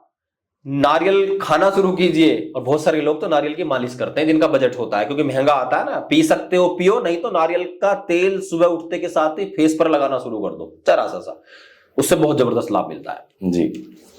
एक बहुत ही कॉमन फिनोमेना चल रहा है बहुत सारे छोटे बच्चे, स्पेशली छोटे बच्चों के लिए ये, और वैसे तो हम हर उम्र के व्यक्ति के लिए ये, आंखों की रोशनी में बहुत इम्पैक्ट आ रहा है। चाहे वो आफ्टर कोविड आपने देखा होगा कि बहुत सारे लोग स्क्रीन टाइम उनका बढ़ गया, तो आंखों की रोशनी या नंबर कम करने के लिए कोई ऐसी योग क्रिया है जिससे इनको हेल्प मिल सकती है लोगों को? आंखों की रोशनी कम करने के लिए, आंखों की रोशनी बढ़ाने के लिए सबसे अच्छा साधन है, एक तो स्क्रीन टाइम, यानी स्क्रीन से थोड़ा कम आप हो जाइए, चाहे मोबाइल हो, चाहे आपका लैपटॉप हो, टीवी हो, उसको खासकर अंधेरे में देखना बंद कीजिए। दूसरा, पढ़ते समय लाइट आपकी पीछे से आनी चाहिए जी। सुबह उठ करके जैसे ही सुबह उठते हैं तुरंत लाइट ऑन नहीं करनी है। आपने देखा होगा कि आप जब अंधेरे में हो एकदम से लाइट ऑन होती है तो आंखों पर कितना जोर पड़ता है जी। हमारी जितनी भी ऑप्टिक नर्व्स हैं, जितनी भी आंखों से मस्तिष्क की ओर नर्व जा रही हैं, वो डैमेज होती हैं, वो कहीं ना कहीं उनमें ब्लड सर्कुलेशन नहीं होता, उनके अंदर प्राण शक्ति नहीं रहती है, तो आपकी नेत्र ज्योति कम हो जाती है। सुबह उठिए, मुंह के अंदर, राजीव दीक्षित जी कहते थे, मुंह में लार जो होती है उसको सुबह उठकर काजल की तरह अपनी आंखों में लगाइए। सलाइवा। हाँ, सलाइवा। अपने नंगे पैर घास में चलिए, और साथ ही साथ आंखों की एक्सरसाइज करना मत भूलिए। आंखों की एक्सरसाइज आपने सब जानते हैं, मैं फिर भी बता रहा हूं। अपने अंगूठे के पॉइंट को देखो और साइड में सर सीधा रहेगा, जो ब्लैक सर्कल है उसको साइड में ऐसे घुमाओ, और फिर दूसरी साइड, मैं जल्दी में बता रहा हूं, आपको धीरे धीरे करनी है। और ऊपर भी ऐसे ही, पूरा ऊपर अंगूठे को देखते रहो और धीरे धीरे नीचे, फिर ऐसे ही रोटेट भी करानी है। इसको 10-10, 20-20 बार करो। इससे आंखों की मांसपेशियां और नर्व स्ट्रॉन्ग होती है। आंख है तो सब कुछ है, आंख नहीं है तो कुछ भी नहीं है, ध्यान रखना जी। गठियाबा अर्थराइटिस, इंडिया के अंदर एक लास्ट सर्वे हुआ है कि भारत देश के अंदर बहुत ही ज्यादा बढ़ गया है गठियाबा, और ये एक कॉमन प्रॉब्लम होती जा रही है। तो गठियाबा पहले सिर्फ बड़ी उम्र में जाके होता था, अब ये बहुत ही कम उम्र से स्टार्ट हो जाता है, और योग मुझे पता है कि बहुत ही अच्छा इसके अंदर रोल प्ले करता है। तो कौन सी एक्सरसाइज या क्या करना चाहिए जिससे गठियाबा को रोका जा सके या कंप्लीटली खत्म किया जा सके? देखिए, गठियाबा, अर्थराइटिस या जोड़ों का दर्द कहें, या ओस्टो हो, या कोई किसी भी तरीके की गठियाबा हो जी, उसके लिए आप जॉइंट्स मूवमेंट, पैर की उंगली से लेकर के और ये हाथ की उंगलियों तक, पैर की उंगली, ये एंकल, ये घुटना, ये कटी, ये उंगलियां, हाथ, पूरा शोल्डर, इनको मूवमेंट कराना। यानी अगर सूक्ष्म में समझ लो, इस तरह से आपको ये करना है, ये रोटेट कराना है, हाथ चलाने हैं, ये चलाना शुरू कर दो तुरंत। इनसे क्या होगा कि आपके अंदर ब्लड सर्कुलेशन होगा। मेन बात ब्लड सर्कुलेशन की और प्राण शक्ति की है, ये करना शुरू कर दीजिए। साथ में आप 1 चम्मच मेथी रात को भिगो दीजिए, सुबह उसे खाना शुरू कर दीजिए, बहुत जबरदस्त काम करती है। एक कार्य आप और कर सकते हो, एक बड़ा कारण है, बादी वाली चीजें आप खाना बंद कर दीजिए। उड़द, राजमा, चावल, भिंडी, अरवी, गोभी, रायता रात में जो खाते हैं ये सब बंद कर दीजिए। बैंगन जैसी चीजें, आलू भी बंद कर दीजिए जी। आप कहेंगे जी आपने सब बंद कर दिया, खाएं का क्या? खाने के लिए बहुत कुछ है। आप लौकी खाइए, तोरी खाइए, टिंडे खाइए, है ना, खाने के लिए पत्ता गोभी है, खाने के लिए गोभी दूसरी वाली मत खाओ, पत्ता गोभी खा सकते हो। फ्रूट्स खाइए, पानी ज्यादा से ज्यादा पीजिए अगर आप इस रोग से बचे रहना चाहते हैं या ठीक होना चाहते हैं, वरना इस रोग में स्टेरॉइड दी जाएंगी और वो आपके शरीर को बढ़ाएंगी, लीवर और किडनी को डैमेज करेंगी, और 4 रोग पैदा हो जाएंगे शरीर के अंदर। प्रतिदिन योग अभ्यास करने की आदत डाल लीजिए, ये रोग आपका खत्म हो जाएगा। ये कंप्लीटली खत्म हो सकता है? कंप्लीटली खत्म हो सकता है यदि प्रतिदिन करेंगे। समय लगेगा, ये एक ऐसा रोग है जी। कि इसमें समय लगेगा और आयुर्वेद का भी सहारा लेना पड़ेगा। जैसे आपने सही मुझे याद दिलाया है कि सरसों के तेल में 1 चम्मच अजवाइन डाल लीजिए जी। और क्वांटिटी आप देख लेना, 50 ग्राम सरसों का तेल लिया, 1 चम्मच अजवाइन डाल ली और उसमें 10-15 कलियां लहसुन की डाल के उनको पका लो, उसकी मालिश कीजिए सभी जॉइंट्स पर, वो बहुत जबरदस्त काम करती है। क्योंकि एलोपैथी के अंदर तो इसका इलाज है नहीं। मैंने कहा स्टेरॉइड देते हैं, बिल्कुल स्टेरॉइड्स हैं, और या पेन किलर देंगे अगर दर्द है तो, मैक्सिमम यही है, तो किडनी और लीवर को डैमेज करेंगे। जी। एक्सरसाइज इसका इलाज है। सर्वाइकल एक ऐसा शब्द बन गया है जो कि बहुत ही कॉमन हो गया है घर में। मैं जितनी सर्वाइकल पे वीडियो बनाता हूं सब वायरल होती है। अच्छा। 3 मिलियन, 4 मिलियन, 5 मिलियन व्यूज आते हैं। तो इस बार हमारी भी वायरल होगी। निश्चित रूप से होगी। सर्वाइकल को मैं कह के, बहुत पुराना है तो 15 दिन या 1 महीने में दूर कर देते हैं, और किसी का अभी जल्दी का है तो सर्वाइकल आपका 4-5 दिन में दूर हो जाता है। Neck pain, shoulder pain, cervical, इसके लिए मैं 2-3 एक्सरसाइज बताता हूं बहुत जल्दी जल्दी, क्योंकि हम 1 मिनट में ही पूरी करते हैं। पहले आप शोल्डर के ऊपर हाथ रखो, जो ऑफिस में मोबाइल देखने वाले, लैपटॉप देखने वालों को सबसे ज्यादा होता है। देखो पीछे से आगे की ओर, टेक्निकल बात बता रहा हूं, यहां मेरा थोड़ा कुर्ता टाइट है तो ये आगे नहीं मिल रहा है, लेकिन आपको मिलाना पड़ेगा, एल्बो को आगे मिलाते हुए इस तरह से। ध्यान क्या रखना है, पीछे से आगे की ओर 10 टाइम्स और आगे से पीछे की ओर 20 टाइम्स। ये बात कोई नहीं बताएगा। पीछे से आगे की ओर 10 टाइम्स और आगे से पीछे की ओर 20 टाइम्स, यानी उसका डबल पीछे रोटेट कराना है। बहुत जबरदस्त रिजल्ट आएगा। दूसरा, एक हाथ रखिए सर के ऊपर से कान के ऊपर, ऐसे कान के पास, और दूसरा हाथ रखिए पीछे, दोनों शोल्डर के बीच में, और साइड में स्ट्रेच करो, ये ऐसे करो। फिर सांस छोड़ो, फिर दूसरी साइड भी ऐसे ही सांस भरिए, फिर सांस छोड़िए। इसको 3 बार इधर, 3 बार इधर स्टार्टिंग में, फिर 5 और 5, फिर 10-10 दोनों साइड। सर्वाइकल का दर्द हमेशा के लिए खत्म हो सकता है। तकिया नहीं लगाना है, आगे झुक करके मोबाइल नहीं चलाना है, ऐसे पूरे दिन ऐसे पड़े रहते हैं। इतनी सी है हड्डी जो हमारे क्रेनियम में लगी हुई है, जो रीढ़ की हड्डी सर में, उसके ऊपर लोड पड़ता है। सर्वाइकल बहुत खतरनाक है आज के समय में। जी, चक्कर आते हैं लोगों को, चक्कर आते हैं ना, कुछ काम करने का मन करता है, पूरी स्टिफनेस बनी रहती है। उसको दूर करने के लिए ये एक्सरसाइज करके देखना और फिर हमें बताना कि रिजल्ट मिला कि नहीं मिला। हम तो डंकी की चोट पे कहते हैं, अगर आपको रिजल्ट नहीं मिलता तो कमेंट करके बताइए कि हमसे रिजल्ट नहीं मिल रहा है। रिजल्ट मिल रहा है वो भी बताओ, नहीं मिल रहा वो भी बताओ, हम सुधार करेंगे। क्योंकि रिजल्ट मिलता है इसलिए बोलते हैं जी, जबरदस्त रिजल्ट मिलता है। बहुत बढ़िया। ये आजकल बहुत सारे तेल बिक रहे हैं मार्केट में, बाल उग जाएंगे, ये हो जाएगा, वो हो जाएगा। तो हेयर फॉल एक बहुत बड़ी प्रॉब्लम है, स्पेशली इन यूथ। 20 से 25 के बाद में तो चालू हो जाता है ये। तो हम कैसे हेयर फॉल्स को रोक सकते हैं योग की हेल्प से? देखो, मैं भी देखता हूं जी, बहुत दवाइयां बिक रही हैं, बहुत ऐड आ रहे हैं, ये तेल वो तेल, और बहुत बालों को बढ़ाने। देखो, जिसके बाल टूटने शुरू हो गए या जो गंजा हो गया, उसके उगने तो बहुत मुश्किल है, लेकिन जिसके टूटने शुरू हो गए उसको रोकना संभव है और रोकना चाहिए, उन्हें जागरूक होना चाहिए। उसके कारण है, एक तो हम कई बार पानी चेंज करते हैं, वहां से बाल टूटते हैं जी। तो उसके लिए आप शीर्षासन करो। अब शीर्षासन तो सबसे नहीं होगा जी, सर्वांगासन आप कर सकते हो। सर्वांगासन का अभ्यास 2 से 3 मिनट प्रतिदिन करिए। हाई बीपी वाले सर्वांगासन नहीं करेंगे, वो शशांकासन का अभ्यास करेंगे। वज्रासन में बैठ करके शशांकासन का अभ्यास करेंगे। ये तो आसन कर रहे हैं। साथ ही साथ जो मीठा नीम होता है, आप उसको कढ़ी पत्ती के नाम से जानते हैं, खाने में बड़ा स्वादिष्ट लगता है। उसको सुबह आप 4-5-6 पत्ते ले लीजिए, उसको पानी में उबाल लीजिए, मिक्सी में पीस लीजिए और उसमें पानी डाल करके उसको सुबह खाली पेट पीना शुरू कर दीजिए। तो आपके बालों के लिए बहुत जबरदस्त काम करता है। बहुत बढ़िया सर। योगी जी, स्मरण शक्ति और दिमाग को तेज करना, यह हर कोई चाहता है, योग से संभव है? बिल्कुल संभव है, योग से ही संभव है। योग से ही और कोई दुनिया के अंदर ऐसी पद्धति नहीं है कि जो बुद्धि विकास कर सके। स्मरण शक्ति को बढ़ाने के लिए, दिमाग को तीव्र करने के लिए, और खासकर बच्चों के दिमाग को तीव्र करने के लिए एक प्राणायाम कराओ, अनुलोम विलोम।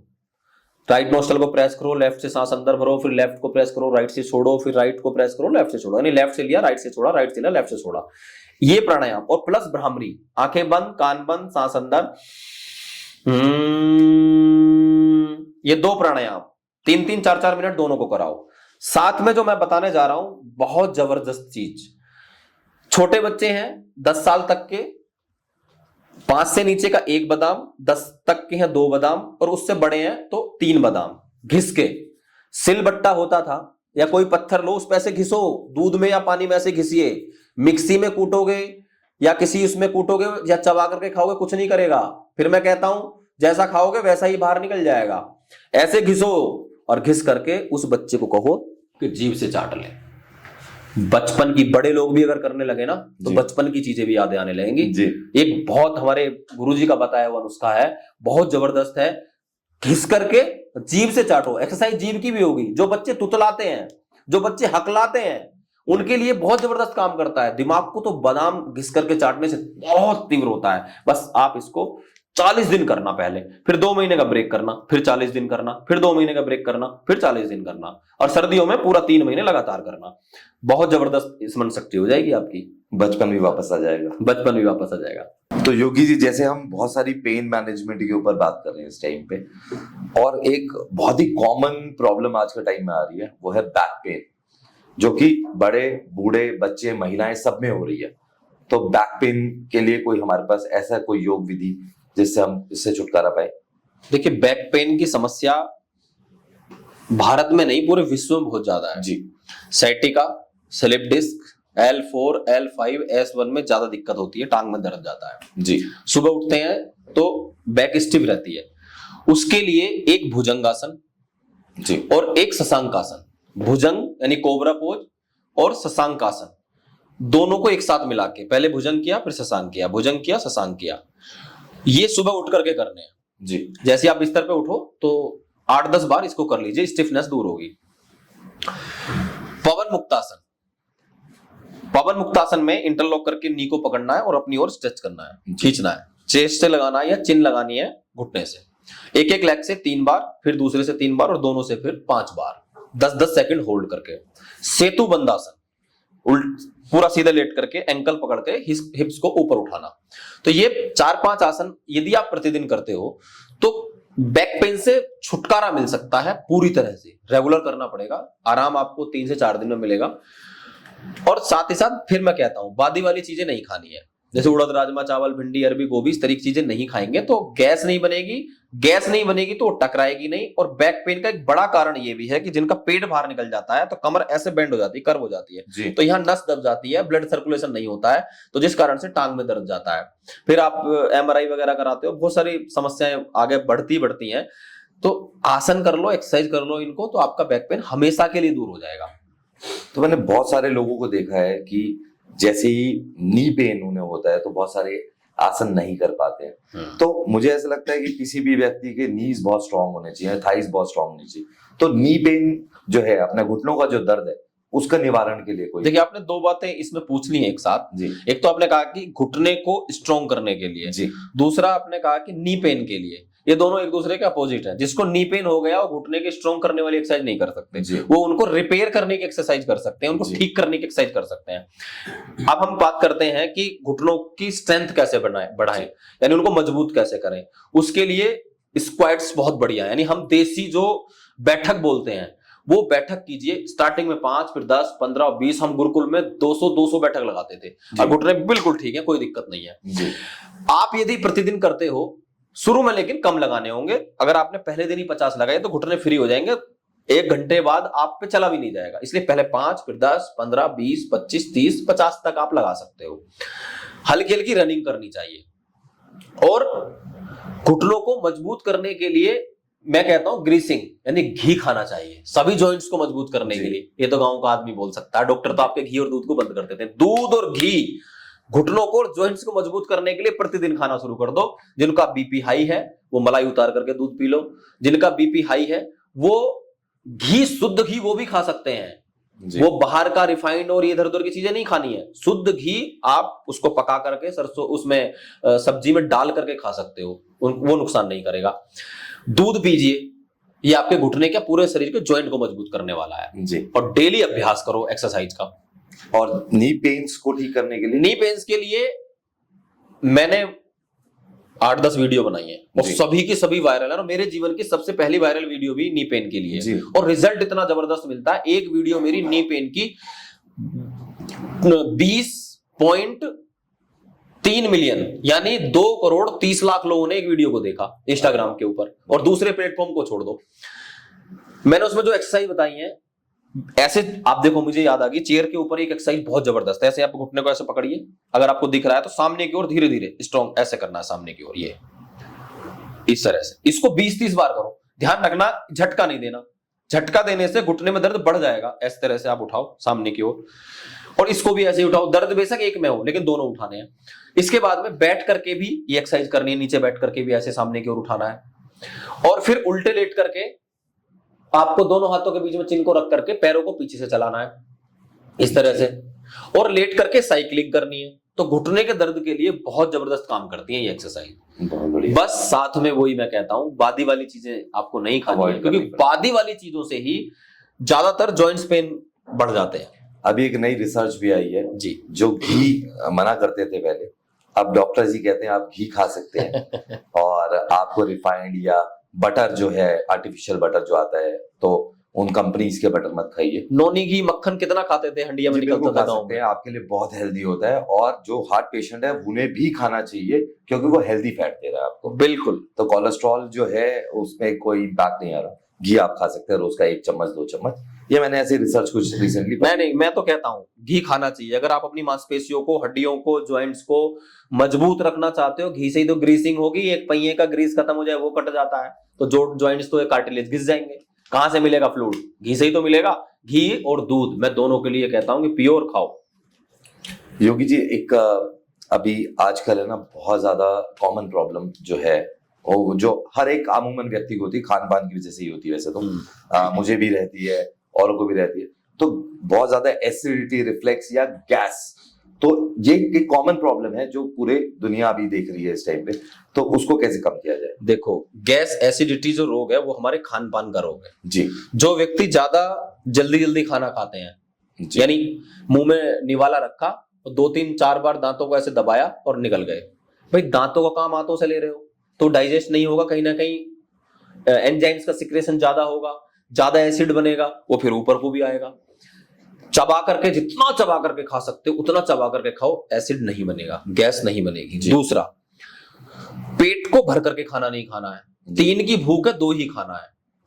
तीसरा, खाना खाने के बाद पानी बिल्कुल नहीं पीना है। अच्छा। खाना खाने से पहले आप आधा गिलास पानी पी सकते हो। फाइबर का यूज, यानी सलाद का, हरी सब्जियों का प्रयोग खाने में ज्यादा से ज्यादा करना है। और मंडूकासन, मंडूकासन की 3 वेरिएशन है। पहली वेरिएशन ऐसे है, वज्रासन में बैठ करके नाभि के ऊपर हाथ रखो और आगे की ओर डाउन करो। और दूसरी वेरिएशन ये है, नाभि के ऊपर हाथ रखो, आगे की ओर डाउन करो। और तीसरी वेरिएशन ये है, 4 उंगलियां अंगूठे को ऐसे मिलाओ, उसको नाभि के ऊपर रखो, फिर आगे की ओर डाउन करो। तो ये आसन, मंडूकासन, ये बहुत जबरदस्त काम करता है गैस की समस्या में। साथ ही साथ यदि आपको गैस की बहुत ज्यादा समस्या है तो एक होम रेमेडी आप ले सकते हो। आधा चम्मच अजवाइन ले लो, उसको रोस्ट कर लो तवे के ऊपर, और आधे से आधा काला नमक ले लीजिए, उसको एक साथ मिला लो दोनों को, और गुनगुने पानी से दिन में 1 बार। और ज्यादा गैस की समस्या है तो खाना खाने के आधा घंटे बाद दिन में 2 बार भी आप ले सकते हो। 3 से 4 दिन करो, पूरे शरीर की गैस बाहर निकल जाएगी। गैस के कारण बहुत सारे रोग पैदा होते हैं, क्योंकि पेट से गैस का संबंध है, और पेट का संबंध पूरा खाने से है। खाना सड़ेगा तो गैस बनेगी। गोबर गैस में से ऐसी गैस, गोबर को सड़ा के बनाया जाता है, तो हमारे पेट में अगर खाना सड़ेगा तो भाई कहीं ना कहीं गैस बनेगी। और एक और बात कहता हूं, जो लोग, पुरुष तो कर लेते हैं उस कार्य को, जो गैस को, खासकर महिलाएं गैस को पास नहीं करती हैं, शर्माती हैं जी। फाट यदि आ रहा है, अपान वायु आ रही है, तो उसको खुल करके रिलीज करना चाहिए, उसको रोकना नहीं है। वरना अगर रोकती है महिलाएं, ज्यादातर रोक लेती है, तो फिर हमारे शरीर में ट्रेवल करता है, वो कहीं ना कहीं गैस हार्ट अटैक का कारण भी बन जाता है। जी बिल्कुल। तो इसलिए गैस को बिल्कुल खुल करके रिलीज करिए, और गैस बनने मत दीजिए। थोड़ी बहुत तो बनेगी, स्वस्थता की निशानी है, थोड़ी तो बहुत बनेगी, लेकिन अगर आप बहुत ज्यादा बन रही है तो आप ये उपाय कर लो, गैस की समस्या आपकी दूर हो सकती है। योगी जी, डायबिटीज जो प्रॉब्लम है जी, ये हिंदुस्तान में, भारत देश में सबसे ज्यादा बढ़ गई है। तो डायबिटीज का इलाज योग से संभव है? देखिए, डायबिटीज के लिए कहा जाता है कि डायबिटीज जब हो जाता है तो क्योर नहीं होता है जी, परंतु योग आयुर्वेद में कहा जाता है कि डायबिटीज को क्योर किया जा सकता है। जी, हमारे पैनक्रियास से निकलने वाला हार्मोन इंसुलिन को बैलेंस किया करना चाहिए। अगर मान लो बहुत ज्यादा आपका डायबिटीज हो गया, बहुत बढ़ रहा है, तो स्टार्टिंग तो शुरू से कम पॉइंट से ही होती है। अभी एक मेरे जानकारी में डायबिटीज आई बिल्कुल बॉर्डर लाइन पे, मैंने उनको तुरंत सचेत कर दिया। मैंने कहा भाई नीम, करेला, जामुन, इन तीनों का रस या इनके तीनों के पत्ते या इनको किसी भी तरीके से किसी भी फॉर्म में खाना शुरू करो। उन्होंने 40 दिन इनका प्रयोग किया जी, सुबह 40 दिन उनका जूस निकाला, सुबह खाली पेट पीना शुरू कर दिया। वो जो उसके बाद वो टेस्ट कराया तो डायबिटीज खत्म, सही हो गई, बिल्कुल सही हो गई, क्योंकि हमने रोग को पनपने से पहले ही खत्म कर दिया। जी, साथ ही साथ उन्होंने रनिंग की, सूर्य नमस्कार किया, और जो आसन है, एक तो मंडूकासन अभी जो मैंने बताया, मंडूकासन डायबिटीज के लिए बहुत बढ़िया है। फिर वक्रासन और अर्धमत्स्येंद्रीय आसन, ये 2 आसन बहुत जबरदस्त काम करते हैं डायबिटीज के ऊपर। खान पान का ध्यान बहुत रखना है। बहुत सारे लोग सोचते हैं केवल मीठे से डायबिटीज आती है, शुगर आता है। नहीं, ये जो कोल्ड ड्रिंक है, जंक फूड है, फास्ट फूड है, इनसे भी डायबिटीज बढ़ती है। तो खान पान का बहुत ज्यादा ध्यान रखना है। और साथ ही साथ आप ये मैंने अभी बताया, इसका आप प्रयोग कर लीजिए तो डायबिटीज आपका हमेशा के लिए दूर हो सकता है। पहले क्या होता था कि लाइफस्टाइल बड़ा ही अच्छा होता था, इस वजह से डायबिटीज होती नहीं थी। टाइमली लोग खाना खा लेते, टाइमली सो जाते थे, मेहनत करते थे, ट्रैवल करते थे, तो खुद पैदल चलते थे। हमारे गांव के अंदर अभी जब मैं गांव में जाता हूं तो अभी ऐसे लोग हैं जो एक एक शादी में 40-40 रसगुल्ले खा लेते हैं, बिल्कुल खा लेते हैं, आधी किलो मिल्क केक खा लेते हैं, एक पाव गुड़ खा लेते हैं जी, 10 रोटियां खा लेते हैं। किसी को ना डायबिटीज है, ना हार्ट की प्रॉब्लम है, ना बीपी की है, ना माइग्रेन है, कोई समस्या नहीं है। कारण क्या है? उनकी मेहनत इतनी है जी, वो इतनी फिजिकल वर्क करते हैं कि भाई खा तो वो सकता है जो मेहनत करेगा। सही बात है भाई ये कहावत है, गरीब तो चलता है खाना पाने के लिए, जी, खाना रोटी कमाने के लिए, और अमीर चलता है रोटी को पचाने के लिए। बिल्कुल सही बात। तो ये समझ लीजिए कि आपको अपने जीवन में अगर खाना चाहते हो तो इस शरीर को चलाना पड़ेगा जी, अगर सही से खाना है तो गरीब बन के रहना पड़ेगा। बिल्कुल गरीब बन के रहना पड़ेगा। जी, एक बहुत ही इंपॉर्टेंट सवाल, जी, आज का आखिरी सवाल है ये वाला। जी, जैसे कोविड के बाद से देखा गया है कि हार्ट अटैक्स बहुत ज्यादा बढ़ गए, हाँ, बहुत सारे सडन डेथ्स हो रही हैं, बहुत सारी मिसहैपनिंग्स हो रही हैं।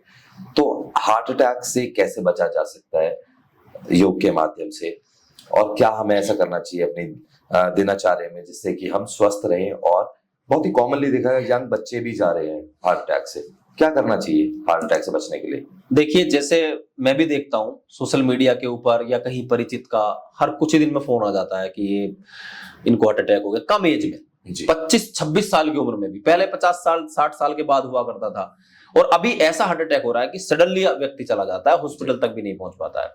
इसका बड़ा कारण मैं फिर कहना चाहता हूँ स्ट्रेस है, एक बड़ा कारण, क्योंकि हम इस भागदौड़ भरी जिंदगी में तनाव ग्रसित बहुत ज्यादा है जी। दूसरा, व्यवस्थित जीवन नहीं है, ना खाने का पता, ना सोने का पता। हमारे जीवन के 3 स्तंभ है, आहार, निद्रा और ब्रह्मचर्य जी, और तीनों ही गड़बड़ है। बिल्कुल, ना भोजन सही है, ना ब्रह्मचर्य का पालन करते हैं, और सोने का तो पता ही नहीं है। जी, कोविड के बाद बहुत ज्यादा हार्ट अटैक का कारण हुआ है जी, मैं इसका एक बड़ा कारण स्टेरॉइड भी मानता हूं जी, बहुत सारे लोग जिम में जाकर के स्टेरॉइड ले लेते हैं, बच्चे आजकल के बॉडी बनाने के लिए। जी, अभी ये घटना हुई है जिम में, एक ट्रेनर, एक व्यक्ति जिम करते करते on the spot heart attack हो गया। जी, थोड़े सावधान हो जाओ। मैं एक योग का टीचर हूं, ये योग का गुरु हूं, इसलिए नहीं बोल रहा हूं, मैं गंभीरता से कहना चाहता हूं, हार्ट अटैक नहीं आएगा अगर आप अपने जीवन में थोड़े मस्तिष्क को शांति और प्राणायाम का अभ्यास करना शुरू कर दोगे। ब्लॉकेज खोलने के लिए भस्त्रिका प्राणायाम, अनुलोम विलोम प्राणायाम 20 से 25 मिनट, कपालभाति प्राणायाम, यदि हाई बीपी है तो कपालभाति स्लो करना है और भस्त्रिका को भी बहुत स्लो करना है, और अनुलोम विलोम को 20 से 25 मिनट करना है। साथ ही साथ खड़े होकर के, एक मैंने वीडियो डाली थी, अभी अभी रिसेंटली वायरल हुई है, 4-5 दिन पहले, 2.5 मिलियन पे गई है वो इंस्टाग्राम पर। खड़े होकर के सांस को ऐसे भरो, ये आप अभ्यास करिए तो आप ब्लॉकेज से बच सकते हो, हार्ट अटैक से बच सकते हो। ऑयल, आप एक चीज आप ध्यान रखो, आपका कोलेस्ट्रॉल बढ़ रहा है, ट्राइग्लिसराइड बढ़ रहा है। कोलेस्ट्रॉल के बारे में सबको पता है, ट्राइग्लिसराइड के बारे में किसी को नहीं पता है। नहीं पता। ट्राइग्लिसराइड साइलेंट किलर है, बिल्कुल पता ही नहीं चलता है कब आपका शरीर चला जाए, कब कार्डियक अरेस्ट हो जाएगा। उसको भी अगर बढ़ता है तो सावधान हो जाओ। उसके लिए लहसुन का सेवन करो, सुबह सुबह पानी में उबाल करके अदरक पीना शुरू कर दीजिए, अर्जुन की छाल ले सकते हो। और आप सुन करके आप फॉलो करना चाहें अगर आप कर सकते, नहीं तो किसी वैद्य की या हम योगाचार्यों की सलाह से भी आप इनका प्रयोग कर सकते हो, क्योंकि कई बार दूसरे सिम्टम भी बॉडी में होते हैं तो हम आपको बता सकते हैं। तो सावधान हो जाओ, क्योंकि जीवन है तो सब कुछ है, नहीं तो कुछ भी नहीं है। योगी जी, आज इतना अच्छा पॉडकास्ट किया है, ये इतना मजा आया आपसे बातचीत करके। बहुत बहुत धन्यवाद। मुझे लगता है कि हमारे जो व्यूअर्स हैं, हमारे जो फैमिली है, हमारे जो दर्शक हैं, इनको बहुत कुछ सीखने को मिला है। और साथ के साथ में हमें तो सीखने को मिलता ही है यहाँ पर बहुत कुछ। और बैक ऑफ द कैमरा भी हम बहुत सारी बातें कर रहे थे। बहुत अच्छा लगा आपसे बात करके। मैं चाहता हूँ आपके साथ लगातार मैं पॉडकास्ट करते ही रहूं, हर बार आपको बुलाऊं और ज्यादा से ज्यादा ज्ञान, नॉलेज और आपके जो एक्सपीरियंसेस हैं वो लोगों के साथ शेयर करवाऊं। योगी जी का डिस्क्रिप्शन में मैंने लिंक डाल दिया है और आप इन्हें चेकआउट कर सकते हैं इनके इंस्टा पेज के ऊपर, फेसबुक पे, यूट्यूब पे। और आप डायरेक्टली इनसे क्वेश्चंस भी पूछ सकते हैं। और डू कमेंट अस, अगर आपको कोई भी क्वेश्चन पूछना है तो हम डायरेक्टली योगी जी को फॉरवर्ड कर देंगे, वो आपको आंसर करेंगे।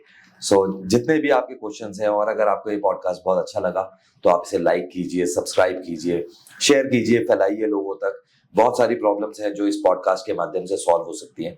और योग एक ऐसी चीज है जो आज नहीं तो कल आपको अपने जीवन में लाना ही पड़ेगा। और ये माध्यम है जिसके थ्रू आपको ये सब चीजें हम शेयर कर पाए। मैं अपने आप को ब्लेस्ड मानता हूँ कि भगवान ने मुझे ऐसी अपॉर्चुनिटी दी है कि आप लोगों तक मैं ये चीजें पहुंचा पा रहा हूँ। और स्पेशली बहुत बहुत धन्यवाद करता हूँ योगी जी आपका कि आपने यहाँ पर अपने चरण कमल यहाँ पर रखे और हम सबको बहुत सारा ज्ञान दिया, बहुत सारी चीजें बताई जिससे कि हम अपने जीवन को सुधार सकें। आपका भी बहुत बहुत धन्यवाद अश्वनी जी। और आप ये जो कार्य कर रहे हैं ये बड़ा निस्वार्थ भाव से और पूरे समाज सेवा के लिए कर रहे हैं। बहुत सारे वृक्ष अश्वनी जी लगाते हैं, तो प्रकृति के साथ कितना अच्छा कार्य कर रहे हैं। मैं आपका धन्यवाद करता हूं कि आपने मुझे बुलाया और अपने इस प्लेटफॉर्म पर ये अवसर दिया। तो मैं भी निवेदन करता हूं कि ज्यादा से ज्यादा फॉलो करो और ज्यादा से ज्यादा सब्सक्राइब करो, कमेंट करके पूछो, जो भी पूछना है वो हम आपको उत्तर देंगे। और जो भी इस प्लेटफॉर्म से हमारे साथ कमेंट करता है उसके हम सबके उत्तर देंगे जितना हम जानते हैं। तो अश्वनी जी पुनः से आपका बहुत बहुत धन्यवाद। बहुत बहुत आभारी, बहुत बहुत धन्यवाद।